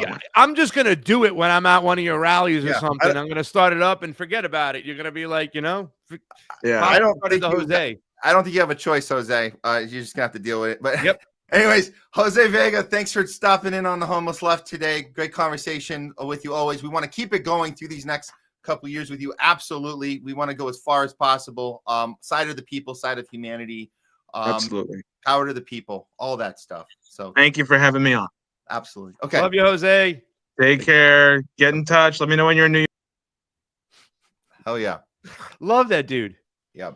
Thanks for sticking by, dude. That was good. No, That was it's great. okay. I mean, I just got to go ahead and start mom's dinner, and then I can get back in a little bit. You know what I'm saying? But Oh, you want to come? You want to come back later when we're going? tough to come back, but I hate to leave Okay. you by yourself for like Dude, another. I'm fine. Like dude, I'm good. I can go all day. We have stuff to cover. How about this? If you feel like coming back, Okay, come on back. you'll leave the door open. I will leave the door open for you. Yeah. Jamie's Let me go get mom's Jamie's food got started. it. In fact, I think my sister's here might have ordered her some food, so I might be just like coming back in a little bit. Okay. Let me Well, see though. I got to go check. Okay. But if not, I love you guys, and I'll be on with Fiorella tomorrow for Truth Wire, unless she cancels on me. But we said we're gonna do a Friday show because I missed Monday, and then of course Mondays, Fridays, you know, Truth Wire, and Wednesdays, WBAI New York Drive Time. Love that show. Gonna have a new song next week. Jayme, get ready, CheeseSlice. We gotta get a new song going. You can't wait. Every month, Matt, I take an old school hip hop beat, and I use the instrumental for my introduction to the show. And right now we're doing Tribe Called Quest for the month of April because that's one of my favorite groups. You know, hell yeah. Jayme on the Cheese always produces that, makes that, and gets that done. So I love the fact that he always does that for me. We've used what's his name, Pete Rock and CL Smooth, Eric B and Rakim. The Wu-Tang Clan finishes up the show. Always use the Wu-Tang Clan to close out every single show. But we open up the phone lines and people talk. That show needs to be 2 hours because the phone lines are jammed the whole time. But go check out that show on Wednesdays. And, of course, Thursday here, THL on YouTube. You got to let people know. And I'm here with him rocking on Thursdays when he lets me come on until he kicks me off. I had a lot of coffee today. Thank you so much. So you got it, Craig. We'll stay in touch. Maybe I'll be back. Let me go check on mom. We'll see you soon. We'll see you soon. Okay. See you soon. See you soon. All right. Craig Pasta Jardula, along with Jose Vega. Guys, this is we're rocking and rolling. I'm loving this. I'm feeling like we didn't even lose a step when we took. Whoop. Well, just said that. Oh my God, this StreamYard, dude, Jayme, what is going on? That's me. I'm not blaming on you. I'm saying I don't know why StreamYard changed its buttons. It's very, very bizarre. But I'm working on it. But right when I said we didn't miss a step, that's hilarious. But no, I don't feel like we have missed a step at all. Just because there's so much happening. We're trying to stay up on it with you guys. So let's go ahead. I don't even think we need a break here. I would like to go right into we weren't able to do top censored news earlier. So why don't we go ahead and do that? I think it's time for drum roll. Top censored news of the week. Here we go. Uncanceled Comedy Collective presents Top Censored News of the Week. Coming in at number 3, Virginia Guthrie, one of Epstein's bravest accusers, is dead, allegedly by suicide. But everything about this is suspicious. Virginia Guthrie's death is being ruled a suicide, but there's more to the story than meets the eye. First of all, she had told doctors, therapists, and even posted publicly, "I am not suicidal." She was also injured in a suspicious car crash just weeks ago and posted to her social media that she had only days to live. Virginia exposed elites. She named names. Now she's gone, just like so many others tied to Epstein's network. To treat this as unsuspicious is, in and itself, suspicious. And now Virginia Guthrie's father has come out and denied her death was a suicide and is demanding a full, independent investigation. Virginia Guthrie was brutally raped and sex trafficked by Zionist Mossad pedophile Jeffrey Epstein. Now she's died, reportedly by suicide, and the authorities say there is no foul play and nothing to look into. At number 2, Israel did not attend Pope Francis's funeral and the media did not report on it. Irish President Higgins was the first to point out that every country attended Pope Francis's funeral except Israel, yet the media was too busy reporting on what color jacket.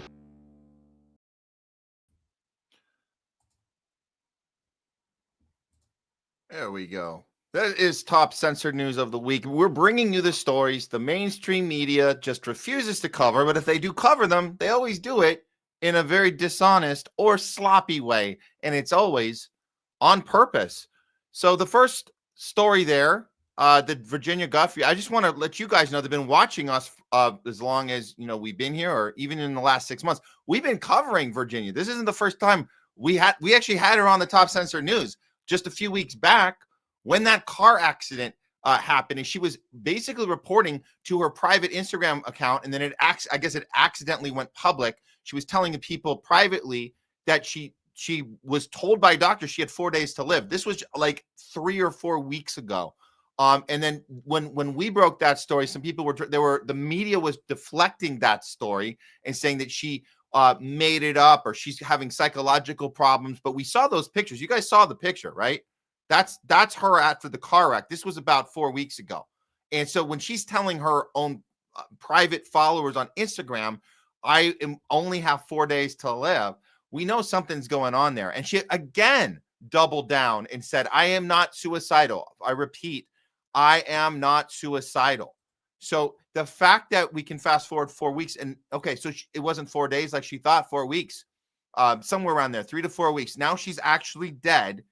And the biggest part of this story is that the media is telling us that there is nothing to look at here, even though her own father is telling us that it is suspicious and he's demanding an investigation. So so this is somebody who, again, tied to Epstein, is one of the loudest voices of somebody that is accusing Epstein. There's an entire Epstein list, which you guys know. We're not holding our breath. We're never seeing this list. So how does this person who said over and over, I'm not suicidal, of course she has trauma, of course she has psychological stuff she has to deal with because of what she's been through, but to say over and over, I'm not suicidal, and then she ends up dead. The fact that they can even say this is an open and shut case is remarkable. And that is the story. That is the giveaway. Can you at least pretend to go through the process of investigating? Can you at least do the thing that we know police like to do when it says they go, oh, this looks a little suspicious. We'll go ahead and open up an investigation. We'll investigate ourselves, and then we'll report back to you later that there was nothing to see. Why are you so obviously telling us right off the bat there's nothing to see here? So that's the giveaway, and that's the number 3 story. Let's get into the number 2. Now, look, we covered the Pope's funeral and the discrepancy between whether or not the media was even reporting on his alignment with the Palestinian people. They weren't. We found out the Pope was calling the Palestinians in Gaza every single day. He was having phone calls with the Catholic faction there directly from Gaza. You saw the footage at the end of the top censored news, at the end of this story, where the people in that church were watching the funeral from Gaza on the screen. Those are the people he was supporting and connecting with on a daily basis up until he died. He spoke about it all the time, about Israel this is not a war. This is from the Pope's mouth. This is Pope Francis. Israel is not in a war with Gaza. They are terrorizing Gaza. He called them terrorists. Why does the media ignore that? Why are we prosecuting and going after students who say this is not a war, this is a genocide? Why are we saying they are the terrorists when the Pope himself has been saying it this entire time? Not just one time on the side, not just one, oh, somebody overheard him say it privately. No, every day he's been talking about this, and the media blacked it out. And now we come to find out that Israel did not even send a representative to the funeral. Every other country did. That's your real problem here. And again, the media didn't cover it. They were too busy showing us Trump is wearing a blue suit. Trump is out of place. That's their story. That was their little, hey, what's the story here about the funeral? Oh, we're going to go with the Trump suit story. Not even a mention that Israel didn't show up. Not a mention that they had to retract and delete a tweet that was supporting the Pope and saying something of condolences of his passing. They deleted that tweet. Well, here's where this is the part that is also very, very important, is looking forward. We wonder who's going to replace the Pope. Who is it? Well, if I had to guess, I might think it's this guy. No, not the guy on the left. That's that POS, Rabbi Shmuley, the guy he's standing next to, because Shmuley seems to have a lot of pull. And Shmuley tweets this out. As we mourn the great Pope Francis, it seems that Cardinal Pietro Parolin, Cardinal Secretary of State, may be the next Pope. He's a great man and a phenomenal friend of the world Jewish community. Oh, yeah, he is. And the media is already calling this guy a moderate. That's your giveaway. He's not a moderate. He is a extreme Zionist psychopath like Shmuley. And Shmuley gets to go in here and start pushing this guy. And if you see the media's coverage on this, they're going to put this guy in the list. There's about 10 or 12 people they're considering. We're not even going to mention the Trump thing. That's a joke. If you guys saw Trump make some joke about, I'd like to be the next Pope. What a waste of time, crock of crap. We're not even going to cover that part. But there are about 10 or 12 legitimate contenders on the list. This guy is being packaged as a moderate, and that's your giveaway, because he is not. Let's look at the little post that Shmuley did of kissing this guy's ass, and he threw it up on, I don't know, his Instagram or something. Here it is. What an honor, through my very dear friend Gary Krupp, of Pave the Way, to meet the Cardinal Secretary of State of the Vatican. Cardinal Parolin has showed himself to be a man of distinct humility and sublime dignity, and a great lover and friend of the Jewish community. And I just wanted to personally communicate that all of the Holy Father's Jewish children around the world pray for his speedy recovery, and that we have deep love and affection for him. And thank you for everything the Church does to combat anti-Semitism and to stand up for our people, Eminence. And thank you for how you so graciously greeted us. Thank you. Thank you, Gary. And thank you, Rabbi. Thank you. Thank you very much. Clearly, this is a huge step backwards for the people in Palestine. It's a huge step backwards for humanity. If you're talking about that we need the Catholic Church to combat anti-Semitism, so this guy's going to be perfect, a perfect choice. Just keep an eye on him, guys. I'm telling you, this guy, this is his name is Parolin, and you're going to start seeing more about him. Mark my words, you're going to start seeing more about him on mainstream as they whittle the list down from 10 or 12 down to 3, down to 2. He's going to be on there. If he's not the final 3 or the final 2, you will see more about him, because Shmuley seems to have some sort of pull in that arena. So we got to be careful. But this is a huge loss. The Pope, now he was horrible about the COVID stuff. We know that. We covered that. You guys can go back and watch our coverage on Top Censored News last week. We did a live censored news last week, and that was the #1 story. I don't want to leave that part out. That the Pope Francis was on the wrong side of history when it came to COVID. We know he mandated through the church, he mandated the vax to all his constituents all over the world. It was he had a massive pull to do that. Probably the individual that had the most influence on most of the population of the planet was the Pope. So he mandated 3 shots to people, and then all of a sudden stopped. He didn't the church as a whole, as a unit, decided to be quiet after the third shot. They did not align with the CDC's recommendations of number 4, 5, 6, 7, 8, 9, 10. I think they're on 12 or 13 now. Don't forget to get your booster, guys. If you're on 13 or 14, I'm going to go get my 15th one after the show. So just know that the Catholic Church became mute about it after the third. So anyways, he was on the wrong side of that. He was on the right side of the Palestinian people. And it goes to show you that when you're in power, you do have a choice sometimes. You do have a choice. You don't always have to go along with the institution. You can speak up for yourself. You can do what Pope Francis did, making phone calls where you shouldn't be doing that. The institution of the Catholic Church probably would not have liked him doing that, but he did it anyway. So you can go against the thing that is supporting your power. You can choose to sometimes go against it. And Pope Francis did do that when it came to supporting Palestine. So we do give him that credit. And it is very much a tragedy to see all of that ground and all that stuff he was able to do when he was alive is now no longer a thing. And it's a huge step backwards, unfortunately. Okay, number one story. We made it this one. The NIH, you saw it in the video.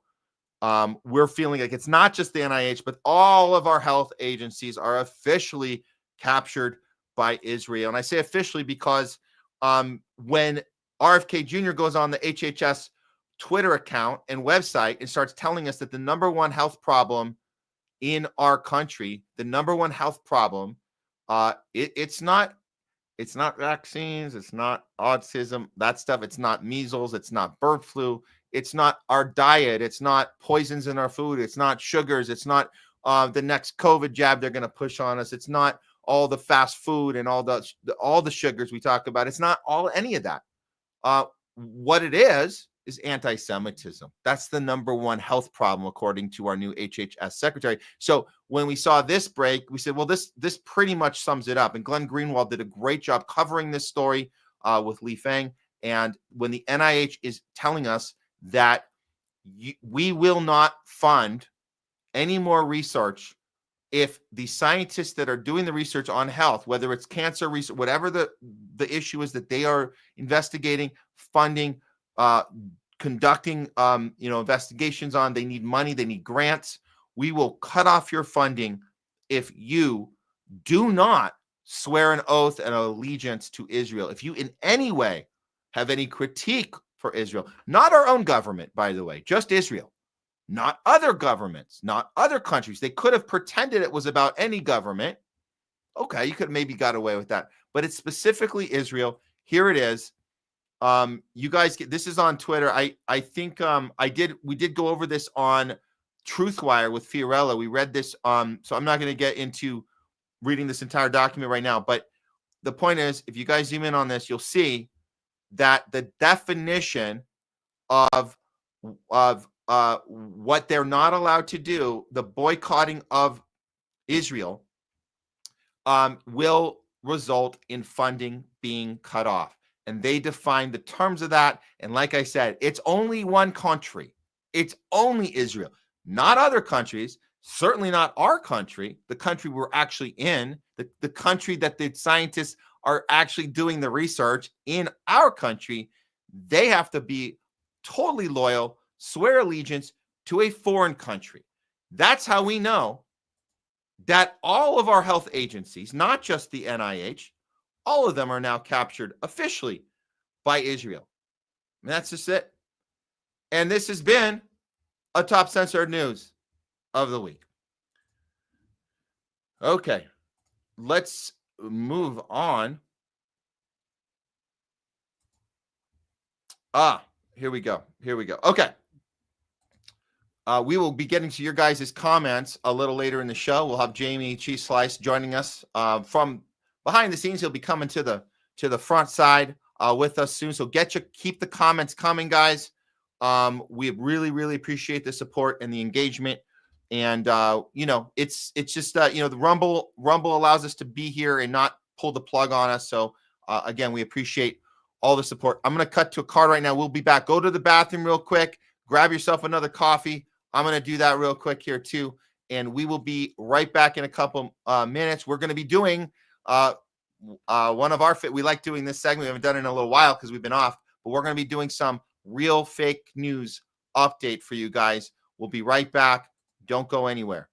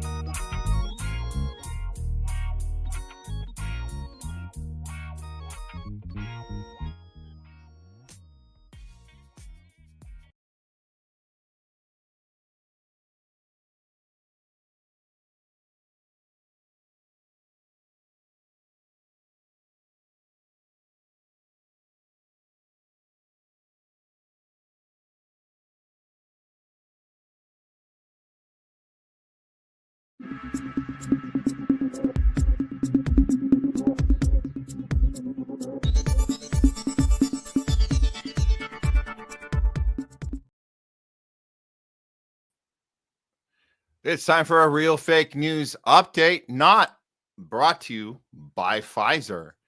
We're looking at the first 100 days of Trump's administration. A lot of folks on Fox News cheering and celebrating and dancing in the streets. Not so much on the MSNBC and CNN side of things. However, it's an interesting little giveaway that Rachel Maddow gave us when she kind of admitted in a little monologue that she's not as concerned about Trump doing all these horrible things because now all of a sudden he's not good at it. Check it out. I think three parts to this story. It's Trump's extremism, people saying no. But there then is this third thing, which has been the undercurrent to all of it. And to me, I think it is the real lesson of the first 100 days. I mean, I know the first 100 days is like an artificial benchmark, but it's a benchmark that we are using.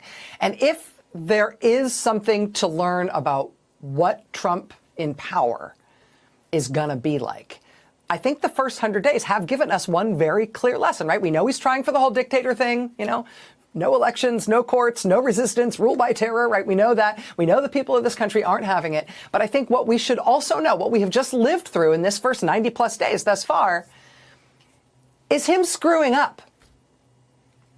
It's him absolutely blowing it. I mean, it is one thing to understand the gravity of his intentions, but I think it is equally important to recognize that he's really bad at everything he tries to do. Yeah, except for the part about funding Israel's genocide and bombing the crap out of Yemen and all of the other the antagonizing of Iran into some World War III scenario, the Ukraine war, that he actually is pushing a deal. We just found out about the mineral deal. So there's a lot of things that he is doing that he says he's going to do. I think it's interesting that she's not going to mention that part. I mean, it's not surprising, but it is interesting that she's gonna put everything together into one batch of he failed at the thing he's doing. No, he's very successful in pushing what we call the Greater Israel Project and aligning everything with whatever the last administration was doing, just continuing the same with that. So that part she won't mention. But the other part that's really funny is her concerned look is now turning into a goofy look.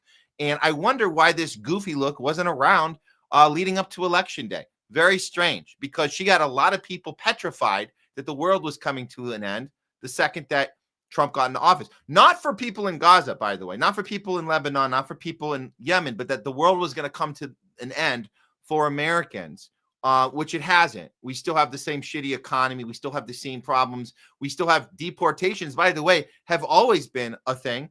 Biden and Obama, plenty of deportations on their medal of gold medals and award-winning honors. So this goofy face we didn't see, now she's being goofy. That's funny, because I heard a lot of people that had to call up suicidal hotlines when Kamala lost. I'm not kidding. There were suicidal hotlines going around town. You guys remember that? So, but all of a sudden, Rachel Maddow has a goofy look that Trump can't do anything. So what's the difference anyways? Kind of like the demented president couldn't walk or finish a sentence. Now we have a president who's just incapable because he's bad at everything. That's her point. Let's hear a little more. I don't know if he's bad at good stuff he tries to do, because he's not trying to do much that seems good. But the bad stuff he's trying to do, he's been real bad at that.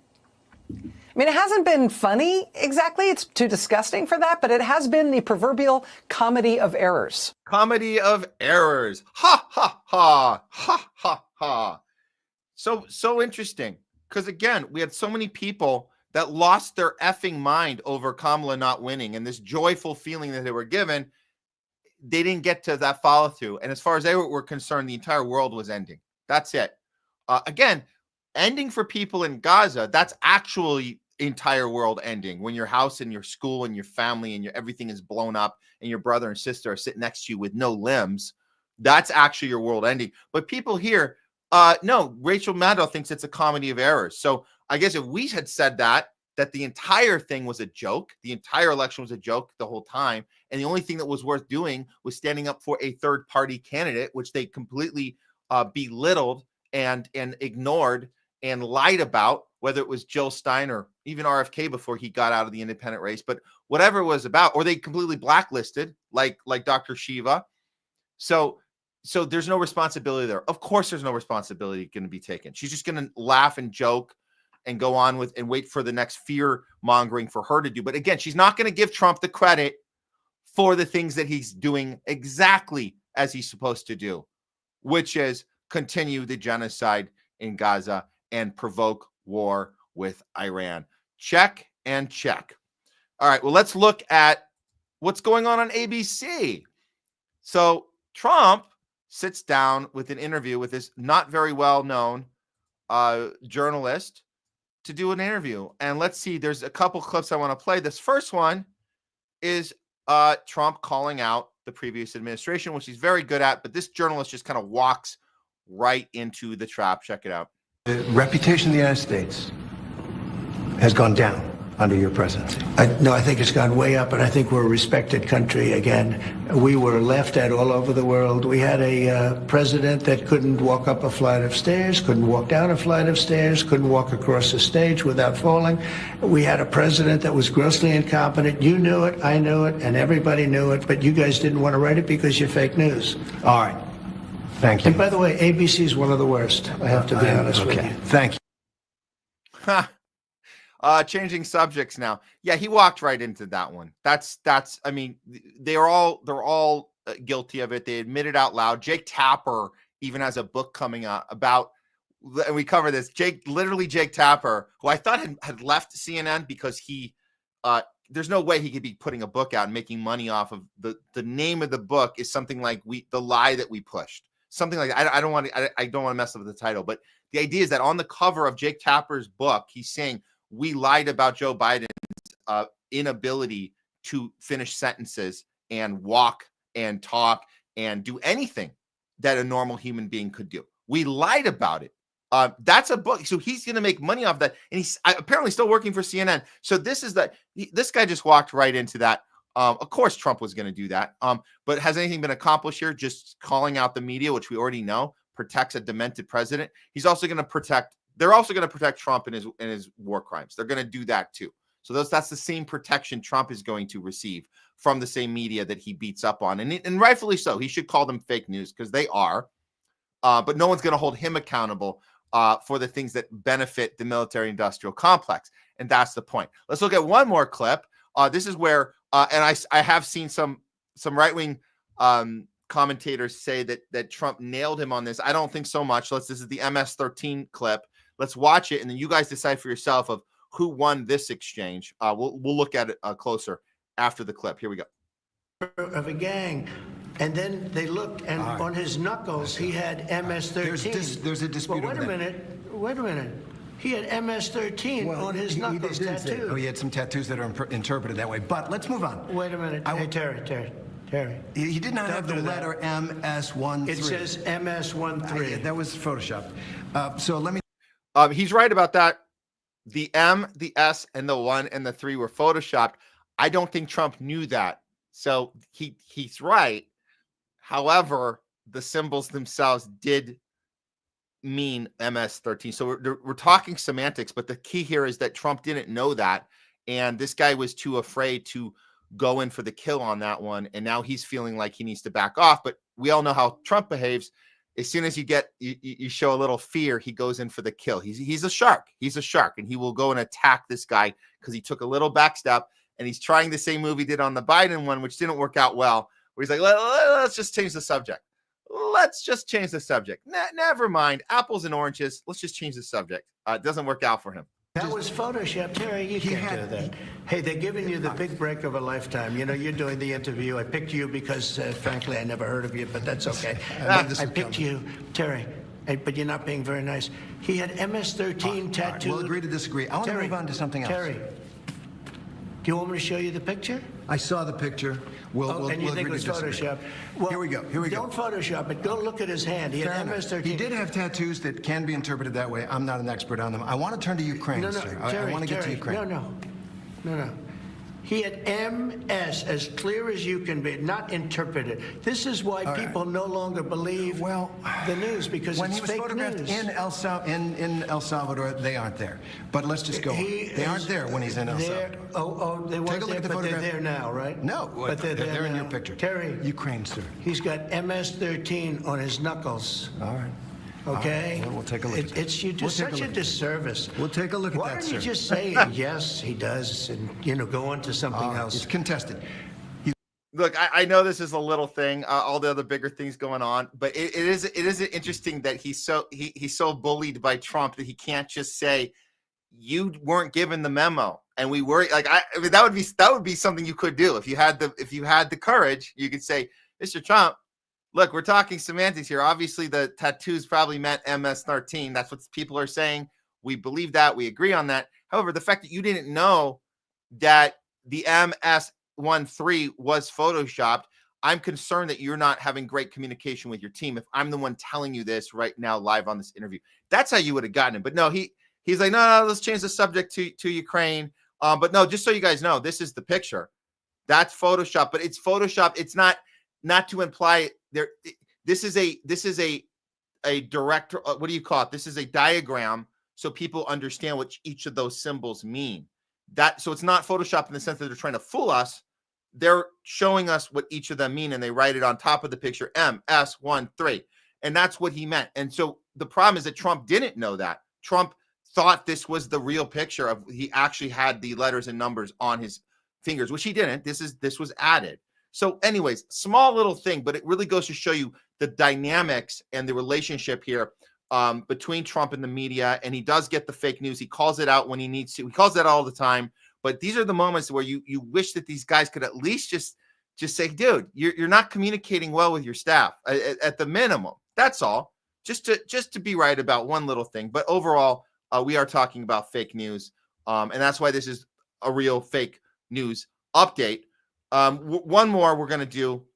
This one's important. I actually wish that Craig Pasta was here for this one, but this is very, very important. White House independent media. We understand that when Trump got in, we know personally, because we were all given I'm going to go like this, invite to independent media outlets, that we were allowed to submit our, there we go. Man, this StreamYard, man, it used to be easy. Okay, never mind. Let me back up. The White House press secretary, Caroline Leavitt, personally had reached out to, I don't know if it was personally, but she was the one coordinating, or her name at least was coordinating this, to independent media, whatever you want to call it, journalists, personalities, influencers, podcasters, whatever you want to call it, to open the doors and say, we're not going to behave like the Biden administration. We're going to allow these other people in here to the room where we have these dialogues and open up the floor for questions. We're going to allow these independent voices to ask these questions and be in the room. So, of course, we all submitted to it. All of our shows, we all did. And we're still waiting to hear back, by the way. We haven't gotten a yes or a no yet at the Homeless Left. I don't know how the other ones are doing so far, but I'm sure we would have heard the good news if one of us got in the room. Didn't happen. What did happen was the influencers, which were brought in, were designed to do exactly the same thing that Biden was doing the whole time, which was staging questions, keeping things one-dimensional, and pretending that they were having an honest discussion with the press. So we're no better off than we were when Biden was doing it. And now we have to, instead of looking at these fake people from CNN, from MSNBC, instead of watching them ask their pre-approved questions, now we have to listen to it from quote-unquote influencers. This is actually how these meetings are going now. This is an example. It's hard not to have your stomach turn watching this. This is the White House, current administration, pretending to be opening the doors to independent media. Check it out. To be. So thanks for coming to the influencer briefing. I look forward to taking your questions. And Deborah, why don't you kick us off? So congratulations on 100 incredible days. And over the first 100 days, the majority of policies that we've seen from the Trump administration have been either targeted at foreign affairs, such as bringing the American hostages home, or attempting to end the war between Ukraine and Russia, or on long-term goals such as cutting government spending with DOGE. What policies can we expect to see rolled out over the next few months that Americans will directly feel the effects of in order to secure the 2026 midterms for the Republican Party and keep his approval rating historically high? Yeah, the first answer that comes to mind, Deborah, is definitely tax cuts. The president. Oh, man, you guys are doing such a great job. The first 100 days have just been so incredible. I'm gushing with happiness. I just want to ask you, what do you think about how great the 100 days were? How, from your vantage point? I'm doing real journalism here. I'm an influencer. I got millions of people that are on the edge of their seat right now, wanting to hear the answer to the question. What do you think, Carolyn?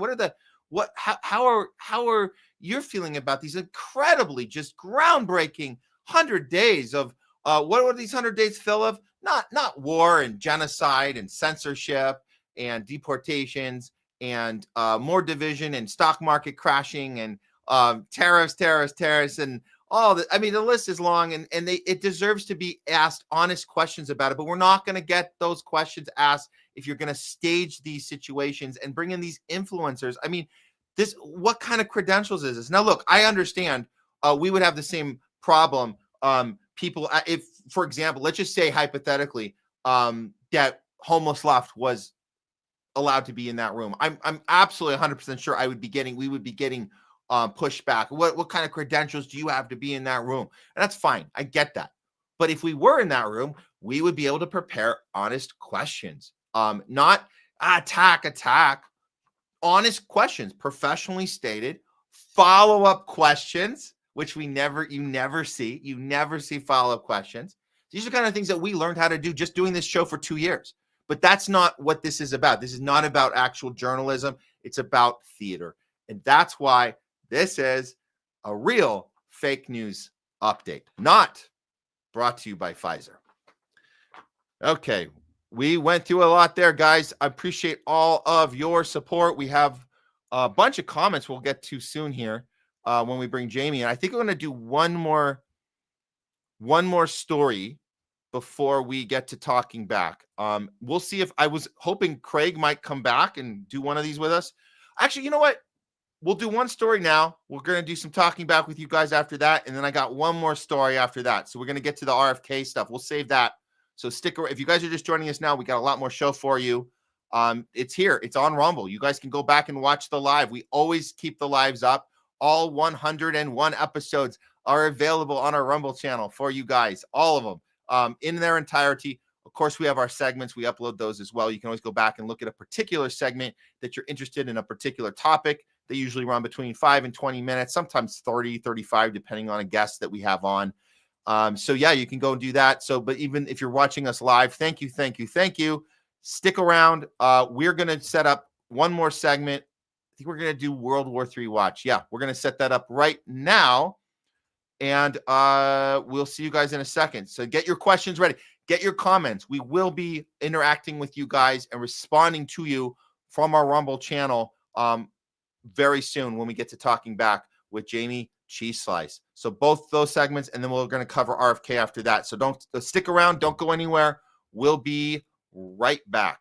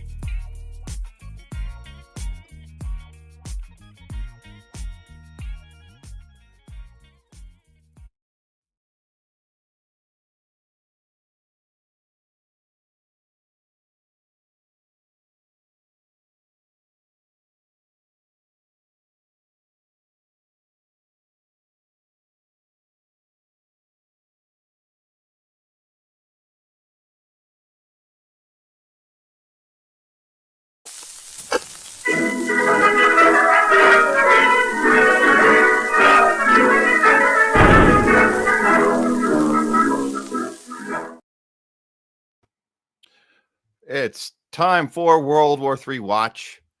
Let's just face it, it's already started. Today, we're going to look into a couple of developments in two areas.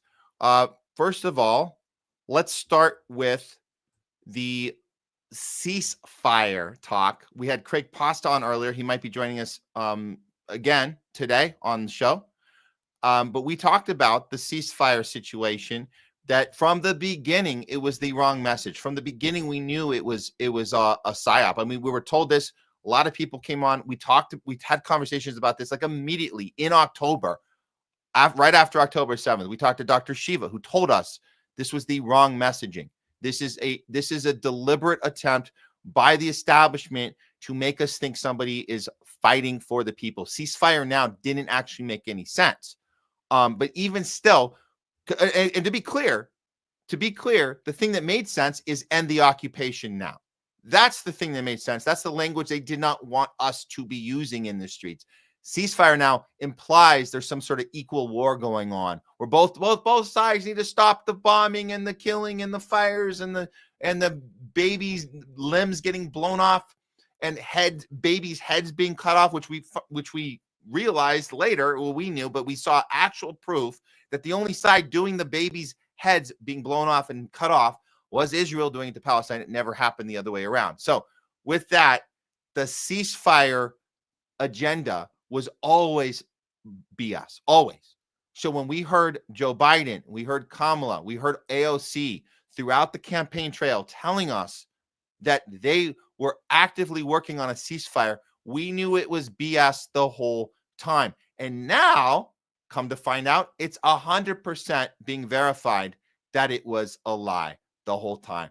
Check this out if you haven't seen this. This is from DropSite. Report. Biden officials admit that they never pressured Israel for ceasefire, as Israeli leaders boast of playing Washington. God did the state of Israel a favor that Biden was the president during this period. We fought in Gaza over a year, and the administration never came to us and said, ceasefire now. It never did. And that's not to be taken for granted. And this is from a former Israeli ambassador, Michael Herzog. I got to get these names better. Wow, how interesting. This was always what was actually happening and not told to us publicly. A sweeping Israeli Channel 13 investigation has exposed the Biden administration's complicity in Israel's 19-month war in Gaza.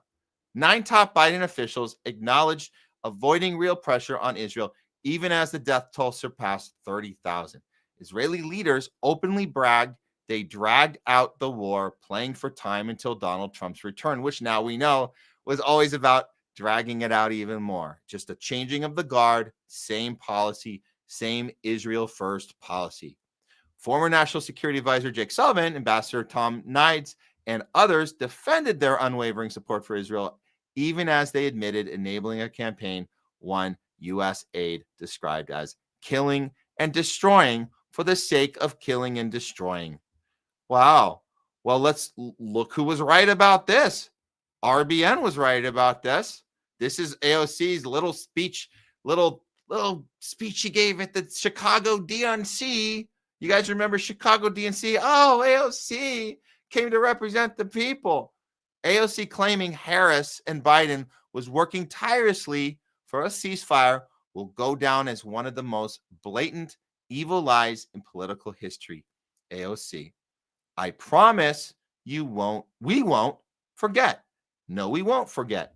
I know a lot of people out there will forget. They would like to forget because it doesn't suit their narrative. Their narrative, of course, is that Biden and Harris are the compassionate ones, where Trump wants to just build a Gaza resort Trump Tower on the tops of Palestinian dead bodies, where AOC and Bernie and Biden and Harris, they are the compassionate ones. No, turns out they're all pieces of S. So we've known this the whole time, but now it's officially being known. And the media, of course, won't report on this because they're too busy championing the AOC Bernie fight the oligarchy, and having people protesting genocide at their rallies thrown out. No, not just thrown out, arrested in handcuffs and escorted out. That's where we are, and that's what the media only cares about covering. So are we closer to war or closer to peace with this peace president? This peace president that ran on peace, right? He ran on peace. He ran as an anti-war president, but these first 100 days have only been war, have only been genocide, and only been censorship. That's it. And the media is 100% complicit in pushing this agenda. And as we saw earlier, Rachel Maddow laughing about how, well, Trump is not much different after all, without a mention of any of these policies, any of these Israel first policies, which would be, you would think that would be the thing you'd want to run on, right? Or do your show on, right? The people that told you Trump's going to destroy the planet, you think that would be the first story you're covering, Rachel Maddow, right? You think you'd be covering Trump's plans in Gaza, Trump's plans to start war with Iran, even though he says, well, I don't really want it. Well, you're egging it on. And we've been covering the Iran situation. Let's do one more coverage. This could be somewhat of a good news. It's hard to tell, but we knew this was coming. As far as our World War III watch goes, let's have our eyes open on this one. We're reporting now that there is an official deal with Ukraine and the U.S. It's a mineral deal, and this just broke in the last day. Now, if you guys were watching Truthwire, Fiorella had been covering this for weeks and weeks and weeks and weeks. And her and I had a conversation before this deal went through, and she said very clearly, this was Monday, she said, this deal is going to happen. That's not really something to celebrate. We know where it's leading, though. It's just it's kicking the can down the street to something that maybe the next administration is going to have to deal with. That's her take. Let's look at the news that actually broke, and then I'm gonna let antiwar.com do their take on it. But this is it is a little hard to unpack some of the economic elements of this, but this is the initial story that broke, and then we'll try and piece this thing together. Here we go. Hearing that there's been a deal now reached between Ukraine and the United States. Ukraine signed this deal to establish an investment fund with the United States. Of course, this is all surrounding those rare earth minerals. Exactly. The Treasury Department made this announcement just moments ago, and this deal has been a long time coming. Kana, remember you and I were on that air during that disastrous Oval Office meeting back in February. That was when the minerals deal was intended to be signed originally. So what we're learning in terms of the details around this deal is, according to the Ukrainian Prime Minister, that the fund will be replenished with contributions from the United States and Ukraine, that the fund's profits will be reinvested exclusively in Ukraine. And so this agreement establishes a fund between the U.S. and Ukraine. This is in coordination with the minerals agreement. It's unclear the details about this deal, how exactly it's going to work, and how the mineral profit sharing fits into all of this. Interesting. All right, we'll continue to watch how that develops very closely. Selena, thank you. I'm starting to get the feeling that a lot of these media outlets that generally were reporting Trump is bad, Trump is horrible, all these months and months, they're having a hard time even reporting this kind of story because there is a lot of nuance to it. There's a lot of actual journalism that might not actually have to happen. You might actually have to look into something rather than going with the talking point that was emailed you earlier that morning. So I think that they're all kind of looking into it. My first take on this is that this is did you guys see the picture of Trump meeting with Zelensky? And it was like this kind of staged picture. I don't have it in front of me, but we covered it on Truthwire on Monday, and it's just this very theatrical pose of the two of them kind of coming to this deal, which hadn't been reached until the last 24 hours. But I think the point is it is about positioning ourselves to a point where Ukraine can still come out with something, and the U.S. won't look like that we completely failed, that NATO completely failed at this war. So this deal might have some holes. I think it does have some holes in it. But you have to present that you accomplished something here, and then kind of stuck it to Putin. So Putin has to now take Ukraine a little more seriously and might think twice about taking any more territory. I think that's going to be the spin they do. But let's look at antiwar.com's take, as they just kind of break this down just a little bit here for us. I don't know if you guys can read that, but U.S. and Ukraine signed minerals deal. The agreement established a U.S.-Ukraine reconstruction investment fund. It gives U.S. access to Ukraine's natural resources. This was on Wednesday. The U.S.-Ukraine signed this deal. It establishes a new investment and reconstruction fund to give U.S. access to Ukrainian rare earth minerals and other resources. And this is from Scott Bessent, the U.S. Treasury Secretary. I'm glad to announce the signing of today's historic economic partnership agreement between the U.S. and Ukraine. Great. He says that the deal allows the U.S. to invest alongside Ukraine and unlock Ukraine's growth assets. So it's like this 50-50 split where anything that comes out of it, we're going to get a piece of it. So it allows them to get a piece of it. So it's kind of like this little handshake. I don't know if we even have any guarantee that either country is going to stick to this. We know we have a history of breaking agreements. Ukraine doesn't have a great history either of keeping their word. So I don't even know if this thing even has any legs, but it does seem to present well. It might look like, hey, we're giving Putin something to think about before he declares the 100% winner of this thing, and NATO loses everything, and Europe loses, and Ukraine loses. But this gives some sort of win in some sort of packaged way. And then here at the bottom, the signing of the deal comes after months of contentious negotiations, which we know this thing took a long time. It says it included an Oval Office blow up. Again, that was also kind of staged. The Zelensky, J.D. Vance, Trump, you guys remember that whole theater piece. Trump has been saying that Ukraine owes the U.S. hundreds of billions of dollars. Now, look, that's true. They took a lot of the money that they took that we just threw right over to them. Some of that was a loan. And then Zelensky turned that around 180 and said, oh, no, it's not a loan. It was just a grant. That means we don't have to pay it back. Well, no, it was, some of that was a loan. So Trump is trying to hold them accountable for that. And maybe this is a way to pretend that we are. There might not be anything here of value. That's the thing that I'm concerned about. Or not concerned, but I'm suspicious of.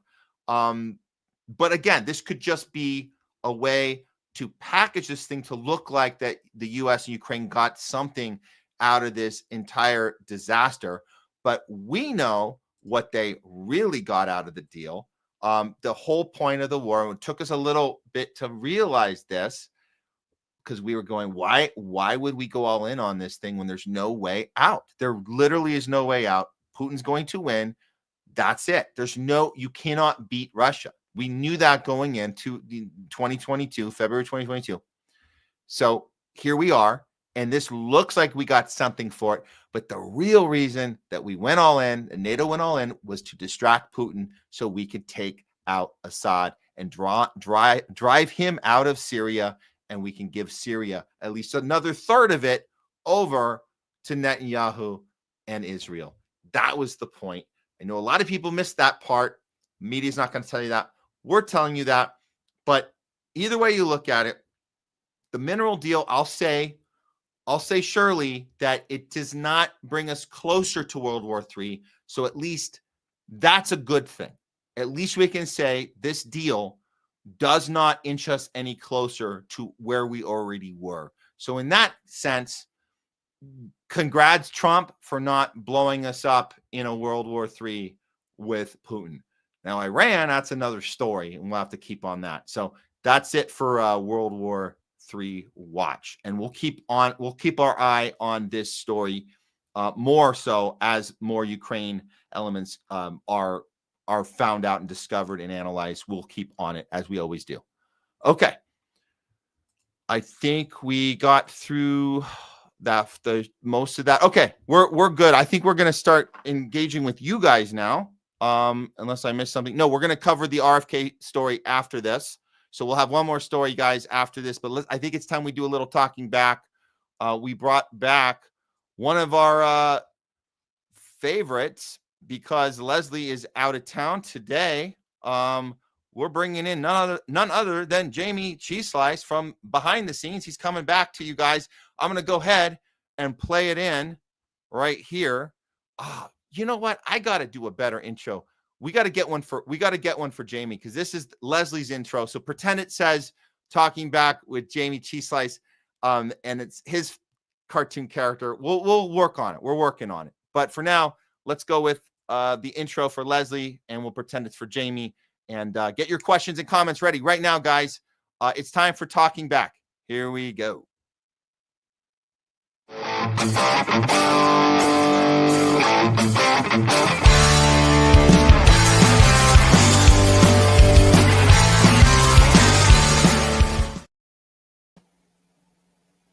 Oh, let's get us both up there. There we go. We can fix it in post. We will fix it in post. Well, welcome back. How you doing? Great. Thanks for holding it down for us all day, Jayme, and good to have you back on. We're trying. The comments have been a little slow lately, guys. It's like you guys must be busy or something out there. Or we had a lot of good interaction early on when Pasta and Jose were here. Well, that's good. I want to cover that, because I know it's hard to do that during the conversation, and that's why we do this segment, because it gives us a chance to follow up with you guys on some of the points you guys make. And so yeah, if they were engaging during Craig Pasta and Jose VEGA, great. Let's respond to some of this. I'll pass it over to you, Jayme, and I'll chime in, of course. All right. Well, let's just get started. Let's jump right in. Let's going back to this is the Israel story from earlier. All Sentient Being says, not happy about innocent people being hurt in this fire. Just stay tuned. Just tuned in. Any injuries? I repeat, innocent people. Oh yeah. So we learned that there's so far no deaths to be reported. So, all sentient beings. You know what? I'll give a shout out, because this is the type of humanity we need. Even though we shared the tweets from the people saying, "Hey, fire in Israel, we're on the side of the fire." I get like that. There's people having fun with that, but at the end of the day, no, we don't want people getting hurt. That's the main thing. So no, I think that there might have been some people, a couple little small injuries, but no casualties have been reported. I just will say that no casualties have been reported. I think the point here, though, was saying innocent people, as if the people getting hurt aren't innocent. Oh, I see. I think that's the insinuation here, because I think that's what they were going for at that. But I may be wrong. Maybe I'm misreading it. Oh, no, you're right. That's the subtle. And now that I'm rereading it, it's the subtle implication here that on one hand, yes, none of us are happy about innocent people being hurt. The emphasis is on innocent. That's innocent people. Right. Nobody is happy about innocent people getting hurt. So I repeat, innocent people. Thank you for that. All sentient beings. Very cool. Then, okay. The next one. Oh, that's the one you posted about the documentary. I'll show it up there again anyway. So the link to the documentary is in the YouTube chat. We actually have to post it separately into the Rumble chat. We didn't do that. We should probably do that right now. But there it is on screen if you want to find that documentary before it gets taken down. Well, that did not go on Rumble. I did an all platforms. No, it won't. If you use StreamYard, it won't actually post it to Rumble. It only posts it to YouTube. Oh, you got to actually go to the YouTube chat, the Rumble chat on Rumble to actually post it on Rumble. I get it. Okay. But there it is on the screen. So check it out if you were looking for that link. Okay. And I'll do it after this segment. I'll put it in the Rumble chat. Yeah, it's an hour long. It's incredible, and I love the filmmaking style of. You're right. Just let hand them the rope and let them hang themselves. That's the kind of interviewing he's doing in that. I love it. How can you censor that? It's like the people who are proud of what they're doing are telling you why they're proud of what they're doing. I post every once in a while. I'll post clips like this on my private Facebook page, because I have so many Zionists here in Hollywood, and we pretend to be friends, and I think we were friends up until a point. Now it's just strictly business, and even still, I've had people unfriend me that we have like very close business relationships here in production and entertainment. And it's so crazy to me that this whole time I go, I didn't know they were Zionists this whole time. And these are people that they'll see the clip that I post where they're incriminating themselves, and they will respond and say, I don't see anything wrong with that? Like they're just there's these are I'm just sure like there's what do some you like? They're literally confused about what my problem is with the thing. They're like, I don't see it. Like they actually think did you post the wrong thing? I thought you were about to expose something. And I think it's totally cool. And I'm like, that's the indoctrination at work. That's how indoctrination works there. Wow. But I don't think they're all Zionists. I mean, I'm sure you're talking about some who are, but like you said, it's a business, and if you want to work in Hollywood, you have to be Zionist. So you to do what you have to for your job, which I think we'll talk about a little bit more coming up with the NIH thing as well. Yeah, it's scary what's happening right now, guys. It's absolutely terrifying. This forcing you to have to agree with something you think is horrible. And it's not just here; it's globally. It's happening in Europe. Like it's Western. It's Western nations that are being affected by this, or we could say Zionist nations, because we are. The United States is a Zionist nation, whether you like it or not. That's what we are. It's not legal to be against Zionism in a Zionist nation. One nation under Zionism, indivisible. Blah blah blah blah blah blah blah. Yeah. Israeli mentality equals settlers before humanity. Yeah. Well, I would say Zionist mentality for sure. Because it's the same mentality we had in the 19th century. It's you could look at what we did to the Native Americans here in the United States, and it's a parallel to what's going on in Israel right now to the Palestinians. It's like they're burning down the olive trees to kind of starve out the Palestinians there. We killed the buffalo to starve out the Native Americans. Yeah. We sent the Native Americans on the Trail of Tears, which is like a horrific part of American history. Like when I learned about that, that's probably when the first times I started like waffling on my indoctrination into American greatness. And like, we did that. That's horrible. And then we have to look at Andrew Jackson on our $20 bill like all the time. That's horrible. But they did the same thing with the Nakba in Israel, and doing it again now. We would make deals with Native Americans, like, and then some of them became Christians and were like totally adapted to the colonial society. But it didn't matter because they were Indians. They were rounded up, taken off their land, and sent on that Trail of Tears to go out to Oklahoma. It didn't matter if they were pledging allegiance to the United States or not. Yeah, you were Native. You got to go. And then we sent them out to Oklahoma. We're okay. You're going to be safe here. And then we sent our settlers out there to go terrorize them and steal the land from them again when they're in Oklahoma. It's just, what's the difference? Explain to me. What's the difference about what we did to them back then, which is horrible, of what Israel's doing today? There is no difference. And I'm going to say this. When we first went to the first protest we went to, Leslie and I went to the UCLA one a while back. This was early when the college campuses were first starting the protests. And we were surrounded by these Zionists. For the first time, I had to deal with like 30 people coming at me at once. And I think we did a pretty good job just keeping my cool. But some of the stuff they would be saying is, I think they think that it was a gotcha, but it wasn't. I remember them. They did this a few times where they would say, so do you have a problem with what the colonizers did to the Native American? Yes, so you have a problem with that too, right? And I was like, yeah. Yeah, it's horrible. And you know what's so funny? I'm deeply ashamed of it as an American. That's part of my history. It's an awful thing that we did. It's awful. And I saw the look in their faces. They thought they were going to get me and have me go, no, Israel's the only, because they actually think that we're anti-Semitic. That's what they think it is. So they was like, there's no way we're going to get this guy on. Will he apply it to his own? Like, yeah, I will, because it was never about hating anyone. It was about calling out BS and calling out people that are genociding and murdering and getting off on it, and then rewriting the history books and pretending it didn't happen. That's exactly what it is. So when I tell them, yes, we have a problem with that, they go, oh, they didn't have a they're like, oh, you do? Well, okay. I'm like, yeah. The difference is that happened like 100 years before I was born. I can't do anything about it. I'm ashamed of it. It shouldn't. I don't want it to ever happen again in our name.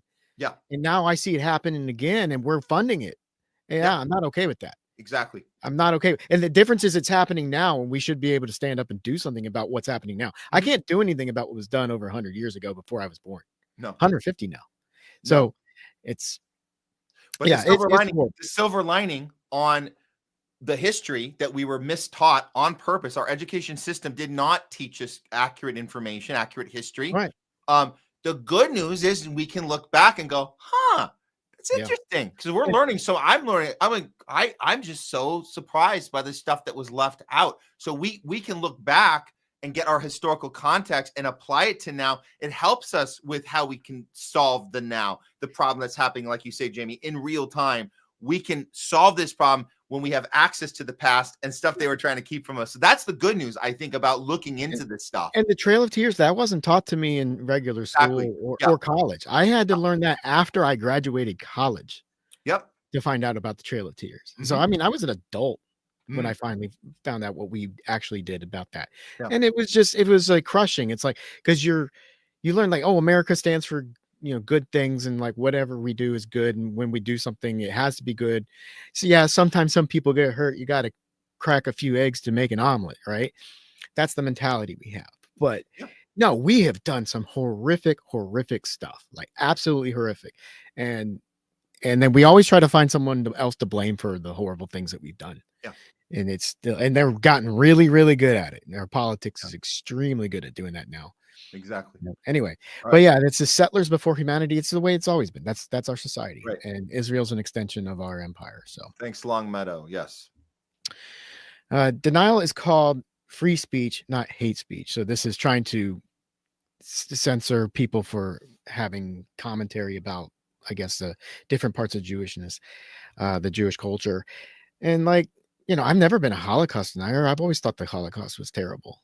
What happened? It's just like, yeah, I mean, I've been to one of the camps there, and it wasn't Auschwitz, but it was, I can't remember which one it was, but yeah, it was horrifying. You walk in there and you're in an okay mood. It's a nice, pretty day. You go into one of those concentration camps. Good thing they take you on the tour before they show you the videos, because once they sit you down in the room with the little the theater room and they show the videos of what the soldiers saw when they came and liberated those camps, after you watch those videos, you're like, I want to get the hell out of this room, out of this camp right now. Well, I don't want to be here, because you don't really know what was there. And I don't think a lot of people during World War II knew exactly what was going on until the camps were liberated. So listen, I haven't done the tour, and you describe it. That sounds very much like it affected you, which I think it's designed to do that. That's the point. My take on it, and this is all in the last few years since October 7th. I've been going down rabbit holes on Twitter. I've been looking at stuff, and I think one of the first things that stuck out to me about what was called a denier, when you are called a Holocaust denier, it never crossed my mind to ever listen to what anyone had to say. That when they told me this person is a Holocaust denier, I didn't want to listen to them. Well, after going through COVID, after going through all of this censorship, and we're going to tell you RFK Jr. is crazy. Don't listen to him. Listen to us tell you he is. And we're not talking about his Zionism. We're talking about his concern in the health world of vaccine and all. And you go, oh, the name that you're calling him is anti-vax or anti-science. The name you were calling us was, all these anti-names. And I started going, well, why are you telling us not to? What does that mean, Holocaust denier? And then I come to find out, Jayme, that they're not actually Holocaust deniers, just like we're not actually anti-science. There were people who are asking questions that you're not allowed to ask. Yeah. That's the point. And I think that there's stuff that is kept from you. Again, I didn't do the tour that you did, but I can tell you that there's a certain messaging that you're going to receive and emote to, the same way you emote to COVID is killing everyone in the world, so stay away from grandma or protect grandma, get a shot you don't need. It's the same messaging of having you emote to something and leaving out important information in the process, which we're allowed to ask questions about. That's it. You're not allowed to question the narrative. And that's a great lead into this next question here, or this next comment here. It's like an anti-Semite used to be a person who dislikes Jews. Now it's a person who Jews dislike. The Auschwitz survivor, Dr. Heijo Meyer. Hey, I don't know how to. I mean, clearly a self-hating Jew. That's my first thought. It's just, it's, I mean, they've redefined what an anti-Semite is. Mm-hmm. And it's like, you know what? By the new definition, maybe we are. Because If hating genocide and standing against that and thinking that a one group of people shouldn't be exterminating another group of people makes you an anti-Semite, then maybe we are anti-Semites. Well, listen, this quote, I appreciate Shadrach sharing it. This is a Auschwitz survivor that passed away in 2014. So when we talk about redefining this programming, propaganda, keep moving the goalposts on what is considered hate speech, and this special name that you get to have a special name of racism. No other group gets a special name. You're just racist if you hate black people. You're racist if you hate Latin it's all people, bigotry. but you get a special name if you hate Jews. So she's calling this out. This Auschwitz survivor is calling this out before she died, obviously, well before I was paying attention in 20. I wasn't paying attention in 2014. All I knew in 2014 was that RFK Jr. is crazy, Jenny McCarthy is crazy, and I never looked into it. But this goalpost it's well before October 7th that they've been moving this goalpost. Oh yeah, they've been working. They've been doing this for decades. The Zionist ideology has been.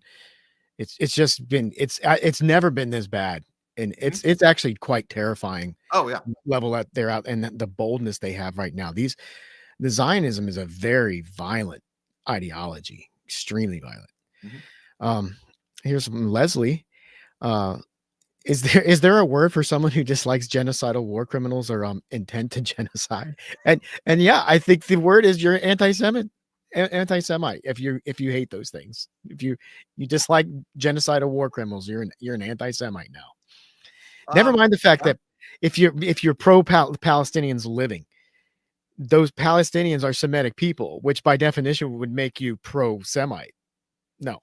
Oh, by the way, Leslie uses the word intent, and that's important because that's another one of the messaging of why it's okay to blow up babies, and blow up innocent people and sleep well at night is intent. That's their language. They say, well, they had an intent to genocide us. Yeah. So we're going to do it first. Well, I think the intent is to steal the land from the people who live there. That's the intent.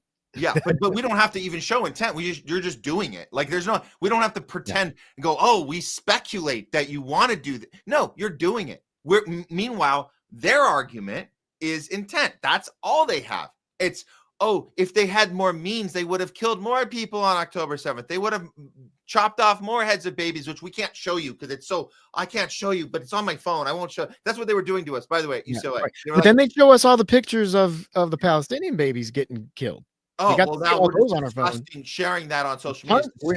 But then those don't count because those aren't people. Those are Palestinians. They're not. But we should come up with our own. Leslie, she said, asking about we should come up with our own word, not let them call us something. We should come up with a word about not like we actually hate people who cause genocide. We actually do. If you were intentionally doing this. Well, we used to call those people Nazis as a pejorative. The people who want to do genocide. Yeah. I don't think that term really applies here today, but the behavior's similar. Yeah. So the biggest insult, this is from ChatterX, the biggest insult to the memory of the Holocaust is not denying it, but using it as an excuse to justify the genocide of the Palestinian people. And that's from Norman Finkelstein. And yeah, Norman's been fantastic on this, and he's one of the loudest Jewish voices on this. And Israel, there's a lot of Israelis that want to kill him. So they're talking about Jew on Jew violence starting to happen. Yeah, because there's a lot of anti-Zionist Jews out there who really do not like what Israel's doing in their name. And those anti-Zionist Jews are probably the most important voices we have right now, because it's harder for them to be attacked. Yeah. Like for us to speak out, it's easy. They can just completely shut us out of society. We can be completely ostracized, but we're not alone. There's a lot of people like us, but we need the anti-Zionist Jews to kind of be the front runners on this, because we're going up against some really, really nasty people, and at least the anti-Zionist Jews are able to they are able to have a pushback that's effective. Yeah. Where we don't really have anything. We're just completely vulnerable. Yeah, 100%. Where are okay? This is going on to the MS right. MS-13 tattoos from the Trump thing. Where are you getting that the tats mean MS-13? Actual members proudly put that stuff all over their body. It's not in code. That's a good point. I guess I didn't hear any pushback on that, so I was just going with the fact that some had like the journalist with AVC. This guy actually said some are interpreting it that way, and which is true. So we went with that interpretation, but it might not even mean that at all. But the point is that we're trying to make was that the numbers and letters were put on top of the picture, and Trump didn't know that. That was the point. And the interviewer did not do a good job at saying, dude, you're not getting your information correct. It looked like forensic notes on. That was forensic notes on a photograph and say, okay, that's what these things mean in the photograph, and they're just putting the notes on. So it's not really. I mean, it's photoshopped, yes, but it's not. It's not. But Trump actually thought that the numbers and letters were on his fingers. That's the point. You could have gotten him on that. I could see how he could make that mistake, being his age, but he should know better. That should have been the point that the journalist made in that moment, because you could have actually got him on that, but he didn't know to do that. And again, like, I appreciate this comment because we didn't look into. I don't know if those symbols actually mean that, but some are interpreting it that way. So we don't even know. We don't even know. But I appreciate the comment for sure. Yeah, and there was another follow-up comment to something. I don't think I marked it. Oh, yeah, I did actually. I did mark it. Here you go. We'll go ahead and do it. Is Trump is highly suggestible, just like most people in early stages of dementia? I don't think Trump has dementia. He's just got old person not familiar with technology syndrome. Well, listen, what's important is we got to remember, and this goes back to I played the Rachel Maddow clip about we just realized that Trump's not good at stuff. It's like, hello, did you guys forget about his first term? So nobody was saying he had dementia in the first term. They only started saying that when we were accusing Biden of it. So they had to do it as a comeback. But if you guys remember, go back to 2016. He's inaugurated in 2017. Everybody will attest that we're part of that administration. Those first 4 years will say Trump's problem is that he's highly, highly influenced by the people around him. He goes with his gut. He will change his mind if the case is made very, very well to him. He will say, that sounds good, and he'll go with it. And he's admitted to this. So, no, I agree with you, Jayme. This is not an issue of dementia. This is an issue of how he functions in a team setting. And he's highly susceptible to that. And I think that's why the deep state selected him the second time, because they said, hey, this guy actually listens to if you make a case, he'll listen. I don't think they selected him. I still push back on that. I think they allowed him. Okay, fair enough. Right? There was a moment. I think they really did try to kill him. You know what? I'm with you on the assassination attempt. I'm saying there was a moment where they said, "This is our guy." There was a moment. They're like, "Okay, we'll work with him. He's gonna do this, and it's just we'll put up with it, but we can steer him and do what we're gonna do." Yeah, and that's when they caved, and that it's not a coincidence. That's when they caved Biden. Isn't it funny, right? After Trump survives the assassination attempt, which they wanted to air, it's the only one they aired on mainstream. They never aired any other of his rallies. That's the only one. They wanted him to die on camera. Yeah, it didn't happen. And you notice that everything changed with the narrative from the DNC. Let's move. Remember, the presidential debate was moved earlier. Let's just get it out of the way because we need time. If you're going to take a shot at the king, you better not miss. And they missed, and then they had to change course. And they made sure Biden was drugged up as much as possible for that debate, and they threw him under the bus after the debate. They said, maybe he. Actually, I think it was the opposite. I think he was not drugged up. Oh, you're right. You're right. That's better. That's a better. They needed the drugs to make him seem lucid. That's a way better take. I will correct the record. It's most likely that they did not give him his medication. I want to reiterate, I don't think Trump has dementia. We just saw what a president with dementia looks like for the last 4 years. Trump is just lazy. And he's not stupid, but he's very careless. And he's very loosey-goosey with the facts. But I mean, he's not stupid at all. I don't think Trump. But the laziness really is a factor in what makes him look stupid. So let's move on. Evie Burke? Yes. Yeah, there is no critiquing Democrats. People like Rachel Maddow will applaud the whole world being nuked if the button was pushed by the DNC. And I think we were chatting about that a little bit. It's like Rachel would not be complaining about any of the things that Trump has done if it was done by a Democrat. Mm-hmm. I mean, it's so tribal think Yeah. is you'd rather that the blue team blows up the world than red. Yes, Right.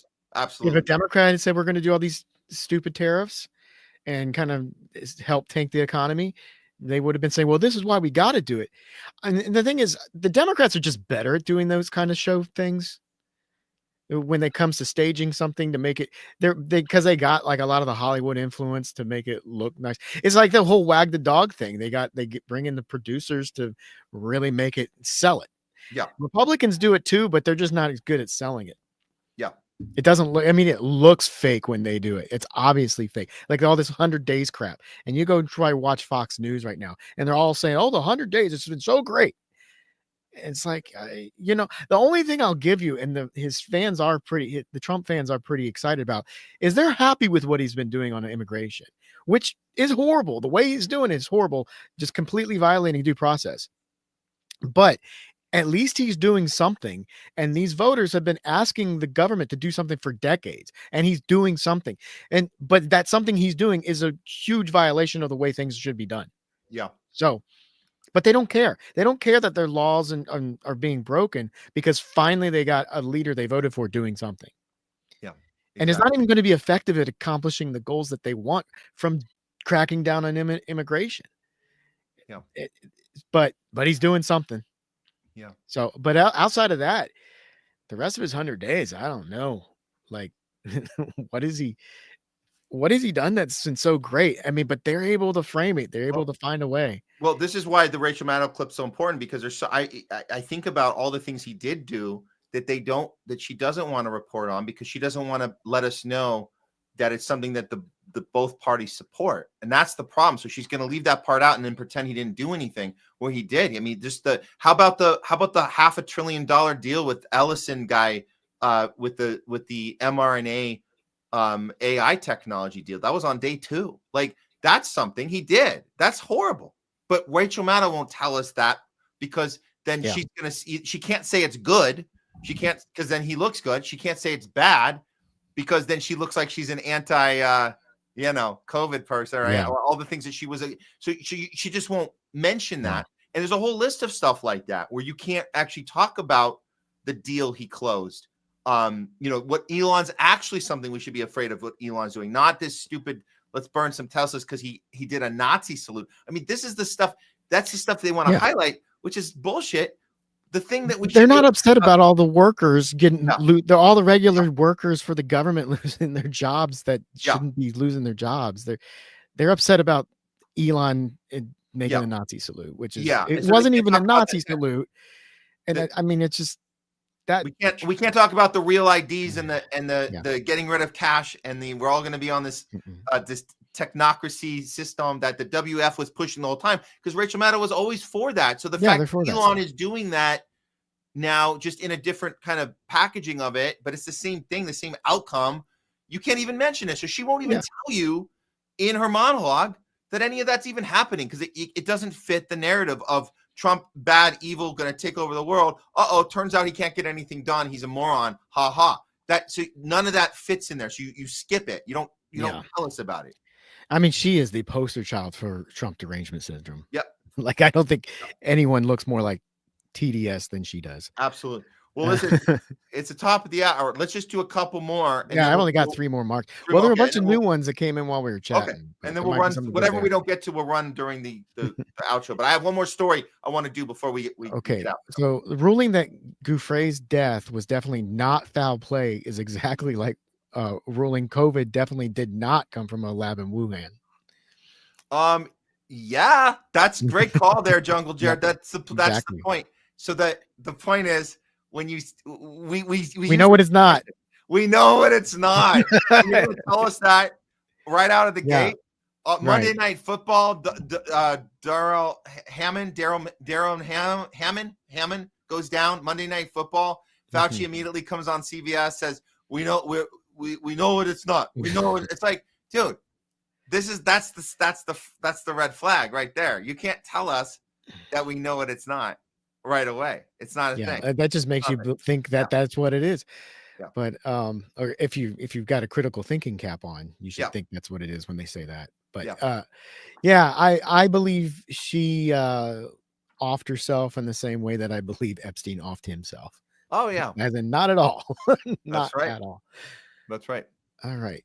We'll go to Cardinal Pietro, more than likely to be named Pope. That's right. I still don't think. Look, well, let me finish the quote. He will then convince some ill-informed Christians worldwide that Greater Israel is what the world needs now or in the future. Not good, in my humble opinion. Long Meadows.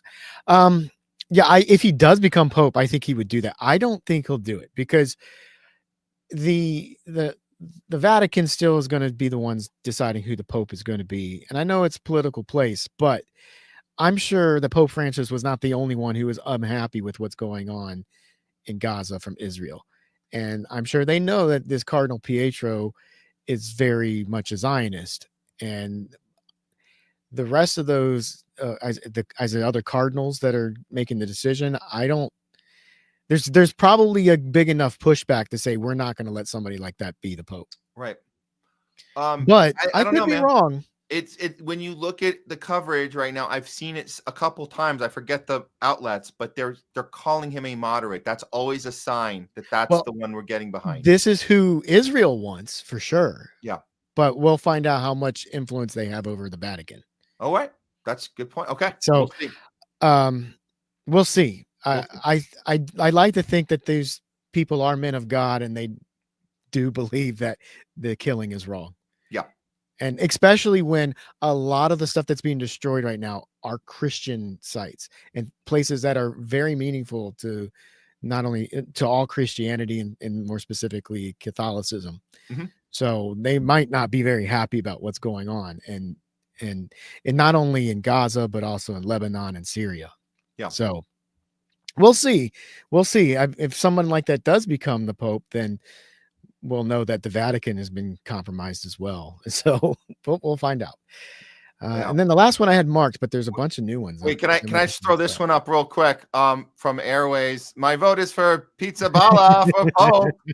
Oh hell yeah, Pizza I'll Bala. take that. Yeah, let's do it. Let's do it. All right, let's get one more up, and we'll do the last one's from Leslie. She said, "Happy May 1st, guys. This month is my 10th year anniversary at my hospital. So congratulations, Leslie." Oh yeah. Good 10 years at the same place. That's actually a rarity these days. Working at the same place for that long. Let's see. Is there anything else good We're here? very proud of you, babe. We're very proud of you. It's so good. And she's being a voice of the people. She's showing us you can actually change. You can change stuff from the inside just as long as it's not in Washington. You can actually do it in these big corporations. I won't mention the one she's with, but she's doing a good job representing humanity from the inside, which you got to do. And this is reiterating what we were talking about. Anti-Palestinian is anti-Semitic. And Palestinians are Semitic people. Yes. And that's what they don't want to. Anti-Semitism doesn't belong to the Jews alone. You blew it with your Zionism. Yep. Great point. And I think they use that word it's almost like an extra additional FU that they're using the wrong term. They get their own racist term that's assigned to them. Twisting it. And they're purposely using the wrong one just to spite the Palestinians. That's what I think. I think it's on purpose. They didn't accidentally get the definition wrong. It's another FU. We're not only gonna take your land, we're gonna take the thing that you are and make it anti-us.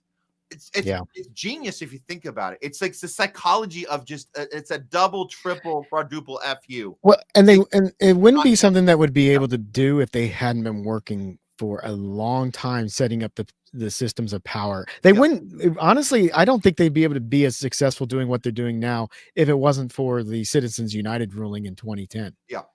Because then all of their money became perfectly okay to throw into our political system. And I don't think, like, I want Jose to win and get in the Congress. And if he can do it by some miracle, that'd be great. I don't think he has a chance because he's not a Zionist. It's not about the win. It's about how far can you go? How much attention Yeah, can you he's get? got to run. How much? It's about how many minds can we change? How many people Yeah. can we open up that don't even know there's a third party that He's got to exists? run. You got to fight the fight, but not because you're gonna. It's like Chris Hedges repeats this. I can't remember who he's quoting. Jose is playing the long game. He immediately like he didn't take a second of a vacation or a break. He said, "I'm into the next race." I effing love that. It's and he's in it to win it. But I mean, the forces I'm he's not up saying he's against. not in it to win it. I'm saying that you can't hang your hat on the voting, the election results of this next election and say that'll determine whether it was successful or not. There's always the next thing. What's next? Yeah. There's always a what's next. The problem is we don't have fair elections. Yeah, well, they're bought, and he's not a Zionist, Yeah. and they're going to buy the election and away from him. Yeah. But it was like Chris Hedges always. I can't remember who he's quoting, but he has a quote he likes to say: "I fight fascists not because I think I will win, but because they are fascists." And that's what Jose's doing. That's a moral stance, and that's what we have to teach that more. It's a beautiful quote. Yeah, it's based on principle and humanity. And just because it's the right thing to do. I really need to learn who he's quoting. But I know Chris Hedges is the one who tells us that. Yeah. But okay. I think we got. Do you want to do one more on the tattoos? So we'll do this last. Okay. So a tattoo for mom would be marijuana leaf, ostrich marijuana leaf. So I think that was when they were saying MS-13 was a marijuana leaf. You had a smile for MS, and then you had the cross for 1 and the skull for 3. I don't know why a cross is 1 and skull is 3, but that's what they were saying. The 3 is the skull, it's the eye sockets, and it's the bowling ball, the skull, the three holes, right? Right? I guess I don't know. That's what I guess about skull, because you got. What about the cross? You got mouth, eye, mouth, right? It's like a. I guess so. What about well, you're ignoring the nose, but that's fine. I'll give it to you. But what about the cross? How is that a 1? I don't know. I guess you're ignoring this part and just going with, I don't know. Yeah, I don't know. But anyways, thanks for that, Airways. We'll learn our, I don't even know what mom, we'll do mom with marijuana leaves and ostrich. There you go. And before we end this segment, I'm gonna give a shout out to the cow that stood up. And if you don't know what I'm talking about, this is a funny little clip. During the fires in Israel, there was a cow that stood up to one of the. Is this like Pikachu? I'm not even kidding. No, this is real. This really happened. Check this out. This is funny. This is talk about doing the right thing. I guess the cow has a little more moral compass than a lot of human beings do. Is this a real cow or is this somebody dressed up? This is real. It's a real cow. This is real. Watch this. So the IDF pulls over the cow. Watch this.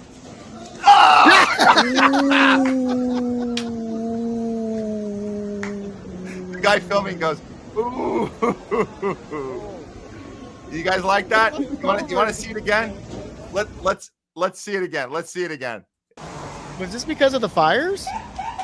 Somebody posted it with the fires. I can't verify it's at the same time, but it's new. I hadn't seen it on Twitter yet till this morning.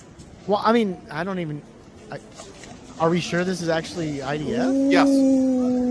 Yes, we're sure it's IDF. Yes. I mean, because that could be anywhere. I mean, that could be happening in Montana and still laugh.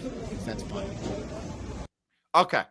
Well, I mean, well, it's funny nonetheless. So we'll go with that. The cow knew better. And by the way, Montana or Jerusalem or Tel Aviv or LA or New York, it doesn't matter. We've already covered this. You guys, if you don't know, our police gets trained in Israel. I don't think you guys know that. If you didn't know that, we knew that they took cues from Israel. We knew that they had the playbook of Israel, of the IDF. No, they literally fly police to Israel on taxpayer money and get trained in Israel and then come back here. It happens in New York. It happens in Chicago. It happens in LA. I don't know if you guys were aware of that. That's a fact. Yeah. And they're the consultants on building the cop city. Yeah. Or I guess the cop cities, because the one in Atlanta was just the first one. Yeah, we're in a bad place. Yeah. I mean, the future of America right now is actually quite terrifying. All right. Let's do a couple jokes off the cow. Airways. That cow is Hamas. And then Wish Go Guts gets in on it. Moo, excellent. Moo, Very excellent. cool. And hey, Leslie, that cow is an ass. That's great. I got to give it to Airwaves though. This is the one. Yeah. The cow is Hamas, Yeah. as Bernie Sanders would say. Now, if that was in India, they probably wouldn't even think about stopping the cow, right? Yeah. They'd have to just let it go and do its Let thing. it go. Let it go. Yep. Like I saw something too. It was a meme about when they banned showing the Pakistan flag, the flag of Pakistan. And so you couldn't show that in one of the provinces in India. So people painted it on a cow. Oh, that's smart. Yeah. So yeah, they couldn't do anything about it. It's kind of funny. Yeah. But this idea of banning things that you don't like, it is just absolutely terrifying. We got to protect free speech. Yeah. And if it's a freedom of speech is under assault right now. Yeah. And we know who's doing it, but we're not allowed to talk about who's doing it because they know, oh, you're the bad guy for mentioning that these other people are taking our rights away. Well, here's what we can do about it. We can't talk about who's doing it, but we can educate people on how free speech is supposed to work. So this is regardless of who's responsible for taking it from us.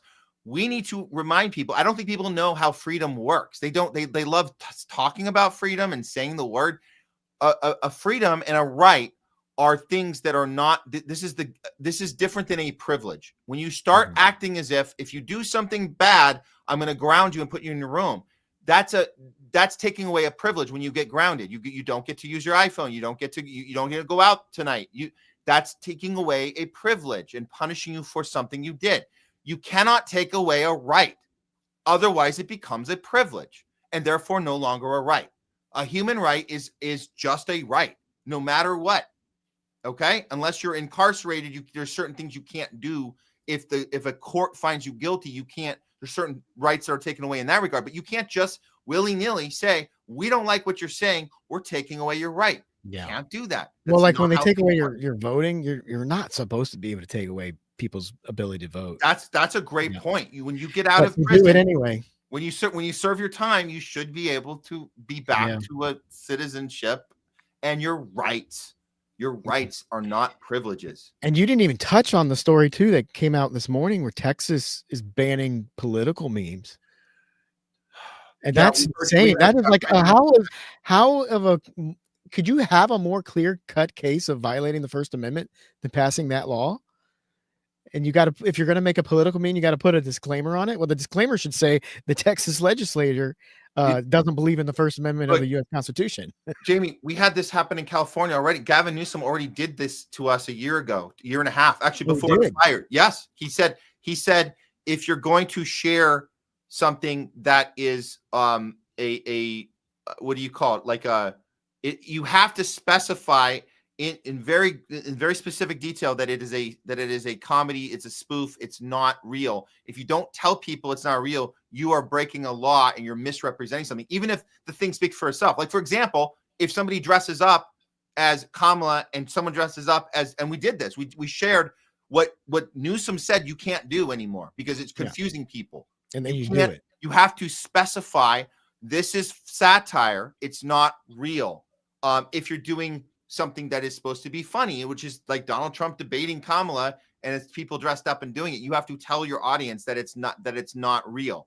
And if you don't, you're misrepresenting and you're violating some weird law, and you can be fined. You can be. I don't think this he wasn't talking about arrests at the this time. He is was talking about straight arrests. up fascism we're dealing with. You have to do and it's both sides. Disclaimers. You got to put a disclaimer on the stuff you put out. If you don't put the disclaimer, you will be fined. You will be demonetized. Dude, you'll be canceled. You'll be fired. Yeah, if and I now was in arrested. Texas, I would be motivated to put out something every day. Yeah. And say, okay. And by the time I got to court, that say like there's 300 counts of violation. Absolutely not guilty. Because this is a clear-cut violation of the First Amendment of the United States Constitution. Yeah. But I don't think they care. I think it'll stand because it will stand. It'll stand because our government has gone down this path, and it's a dark path, and they're going to stand behind it. I don't trust our court systems anymore. It'll stand because it's not a unique Trump thing. It's not a unique Republican thing. It's an everyone's in on it. We see exactly why I brought up Gavin Newsom. It's this thing that everybody gets behind. It's protecting ourselves from ourselves.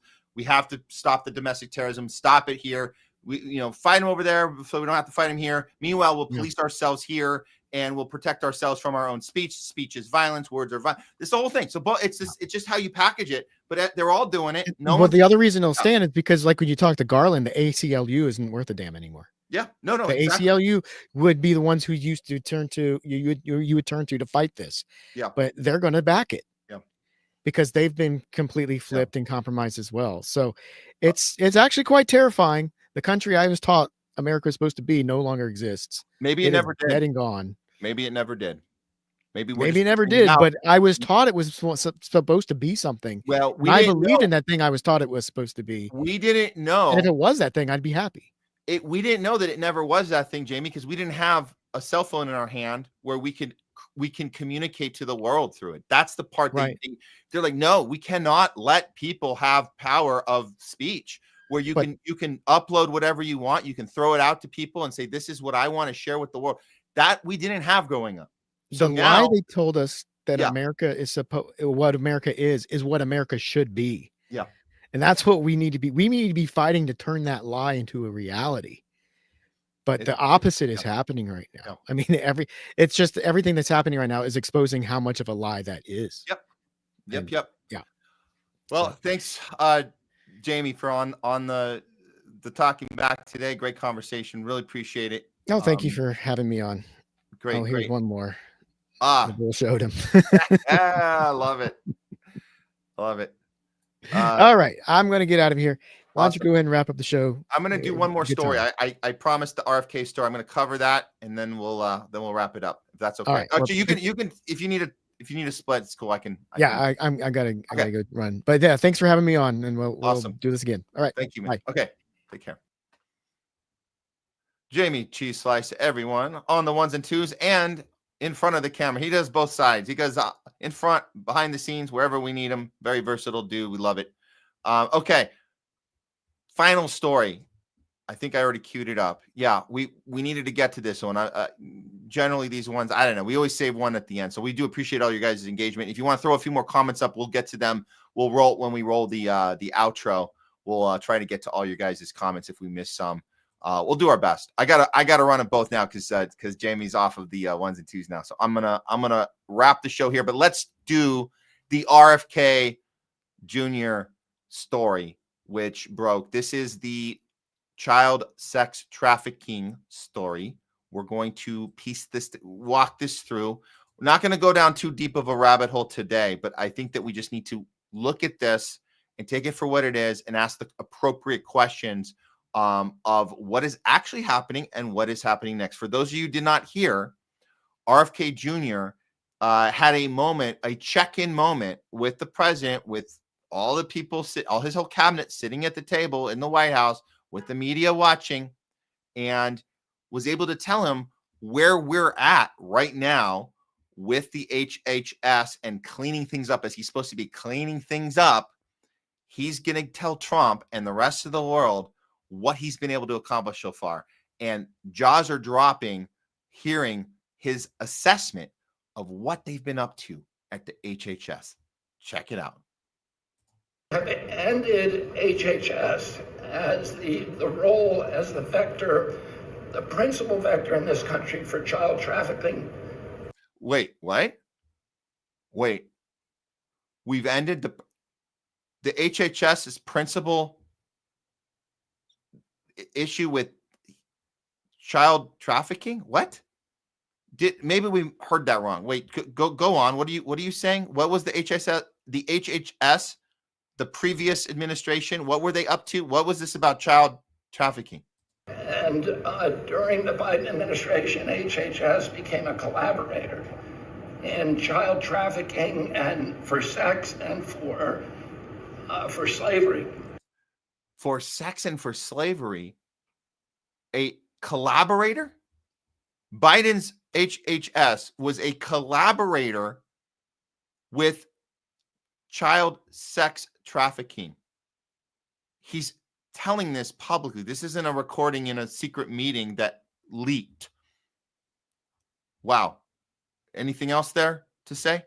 And we have ended that, and we're very aggressively going out and trying to find these children, the 300,000 children that were lost by the Biden administration. We've ended it, and we're aggressively going out to find missing children with the number of 300,000. So we gotta piece this together here. So in these 100 days, well, less than 100 days for RFK Jr., he had to go through that whole process of getting going through the Senate hearings. So he's been far less than 100 days doing this, but he's ended it. What does that mean? You've ended the participation of the HHS with child sex trafficking and slavery. You've ended it. You've wrapped it up. No longer it's a problem. And you're looking for missing kids, upwards of 300,000 missing kids through that were gone missing with the Biden administration's HHS, who was coordinating child sex trafficking. So what do you mean by ending it? This is I think that's really the problem. And a lot of Mahas, as we call Mahas, they are, on one hand, they're saying, look, this is good news that he's doing this because the Biden administration was actively participating in this. The media is not going to cover this. They're going to leave this part out. We already know that. The part I'm concerned about is as the Maha group is celebrating this moment, we're skipping by the part of he's ended it. What does ending that look like? How many arrests have been made? Do we have any arrests coming? Is there going to be a follow-up question from Trump? I've searched Twitter. I cannot find a follow-up to this just yet. Hopefully we get a follow-up. I don't know what Trump's response is, but they're all sitting around letting him say this. And we're supposed to be celebrating that this has happened. And now we're actively looking for children. But the people doing this aren't being held accountable for doing this. It sounds to me like another Jeffrey Epstein situation. It sounds to me like another JFK file situation. It sounds to me like another 9/11 file situation. It sounds to me like every situation that involves investigation, looking into it and solving and releasing information to the public and correcting it and moving on and everything being on the up and up now. No worries. We're fixing things. It seems to me, and same with, by the way, let's not forget the U.S. aid, annihilating U.S. aid through with Elon. Where are the arrests? Why are we saying there's all this corruption, illegal activity, money laundering, in this case, child sex trafficking, in the case of 9/11, starting illegal wars, doing what killing American people in the process of getting manufacturing consent for multiple wars, multiple greater Israel projects, countries to invade and to take out. In the case of JFK, taking JFK out because he was trying to stop a nuclear program in Israel. So, and Epstein, a list of people that we're not actually getting to hold people accountable for participating, again, in child sex trafficking. So add it to the list. Add another one to the list. HHS, Biden administration, colluding with whoever they were colluding with, probably cartel through the CIA that we fund, and of course the Mossad, all part of it. And you've ended it. You've ended it. Who's being arrested? Come on, RFK. Who's being arrested? And why isn't anybody asking that question? The media is not going to ask the question because they're not even going to report that this is even happening. So is there anyone at that table with their Make America Great hats that were made in China, as I think was pointed out in the chat? Gulf of America hats made in China by CheeseSlice. Thanks for that. Who at that table is going to ask that question? Who? I have not seen footage after that speech, that mini speech by RFK. I don't think there's any pushback. I think they go on to the next issue. That's my guess. If something comes up, I will share it with you guys. We will let you know if anybody is pushing back and asking to RFK Jr.'s face. Ask him to his face. Have any arrests been made? And if not, when are they going to happen? I will not end this segment on a sour note. I want to also say that RFK Jr. is making the rounds and having discussions that should be being had. That is important to mention. Lo and behold, we found him on the Dr. Phil show, because Dr. Phil's been an advocate for COVID information to be accurate and free speech and all that. Well, in the case of medical information and the big pharma corruption, he's definitely on the side of that with RFK Jr. Well, he sat in an audience with Dr. Phil and started talking about none other than the topic of chemtrails. Interesting. I guess RFK Jr. is adding chemtrails to the list of things to investigate. And again, these are the questions. I'm going to play a clip from this. It's important because we're actually getting audience questions, audience that's in the Dr. Phil audience.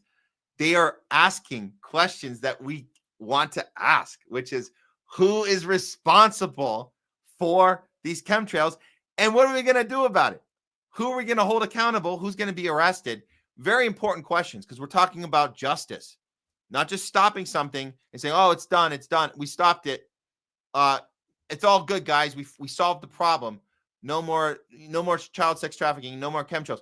Well, who was responsible for it? What's going on? Here's a clip of the chemtrails discussion on Dr. Phil, which I was shocked to see, by the way. I did not know he was getting into the chemtrail arena. We're glad he's doing it. That's awesome. Let's see how well it goes. Here it is. My biggest concern is the stratospheric aerosol injections that are continuously peppered on us every day. Bromium, aluminum, strontium, it's sprayed in our skies all day long. And I know you've talked to Dane Wigington about this. He seems to be one of the experts in the field. Is there a question? Yes. How do we stop it?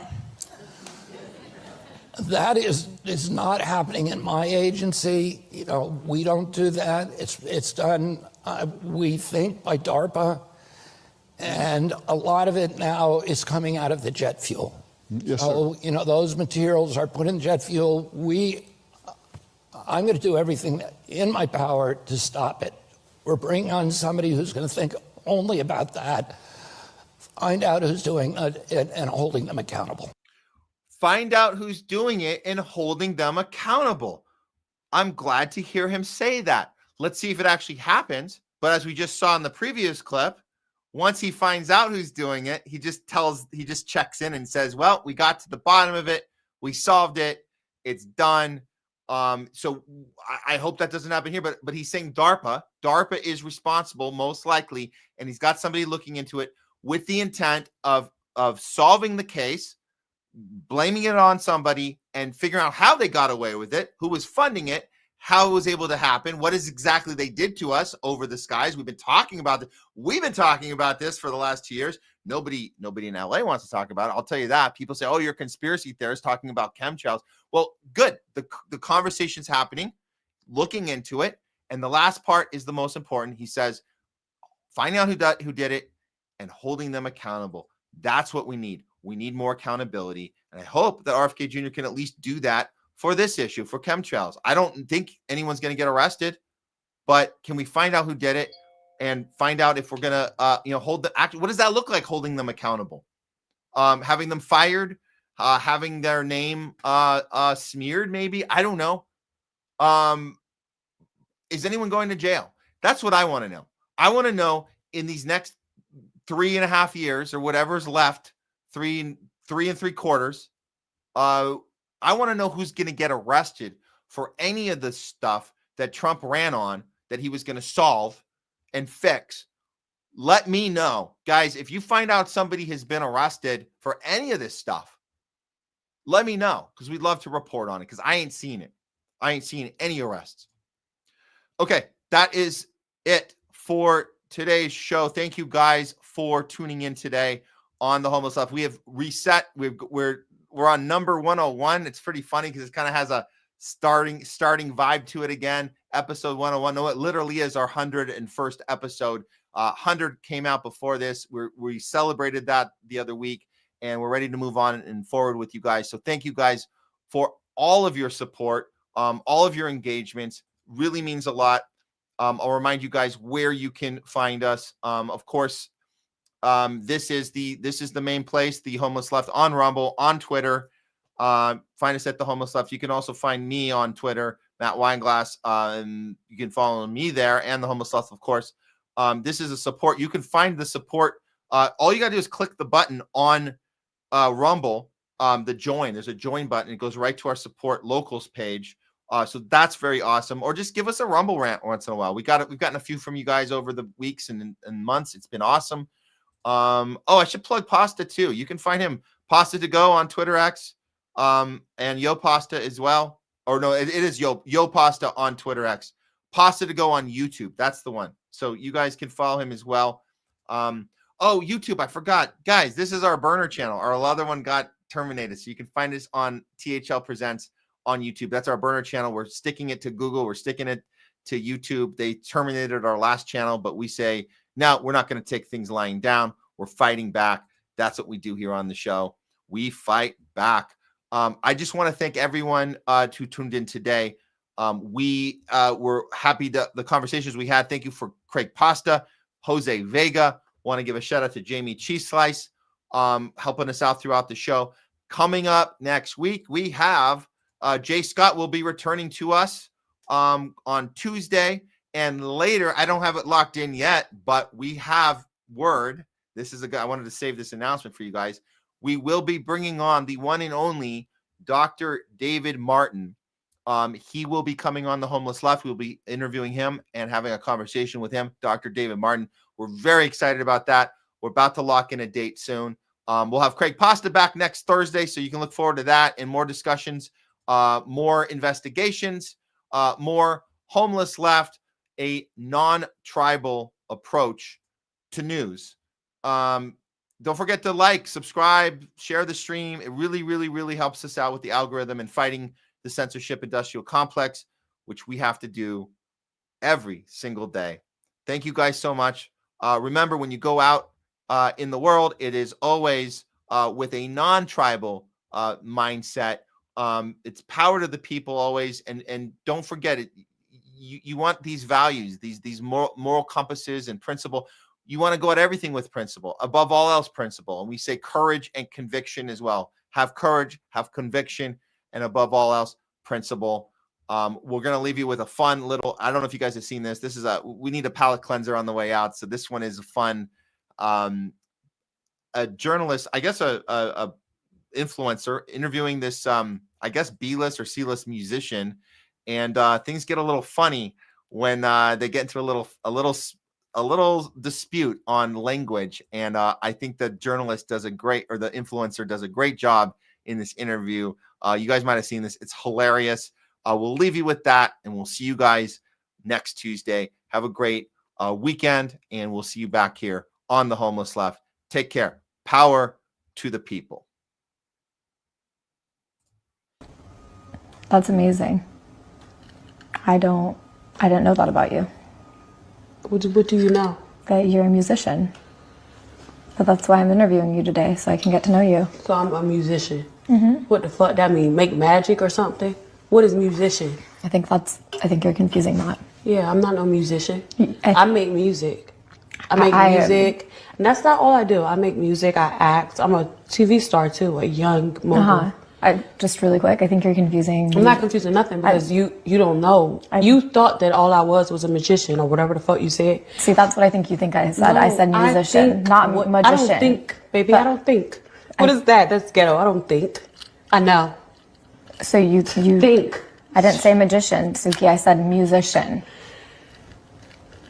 And I think you are a musician. No, baby. I do music. So you just really quick. For the record, could you say you don't think you're a musician? I'm not none of that. But then after that, you just said I do music. Yeah, I do music. So in other words, you're a musician. No, I'm not. Okay.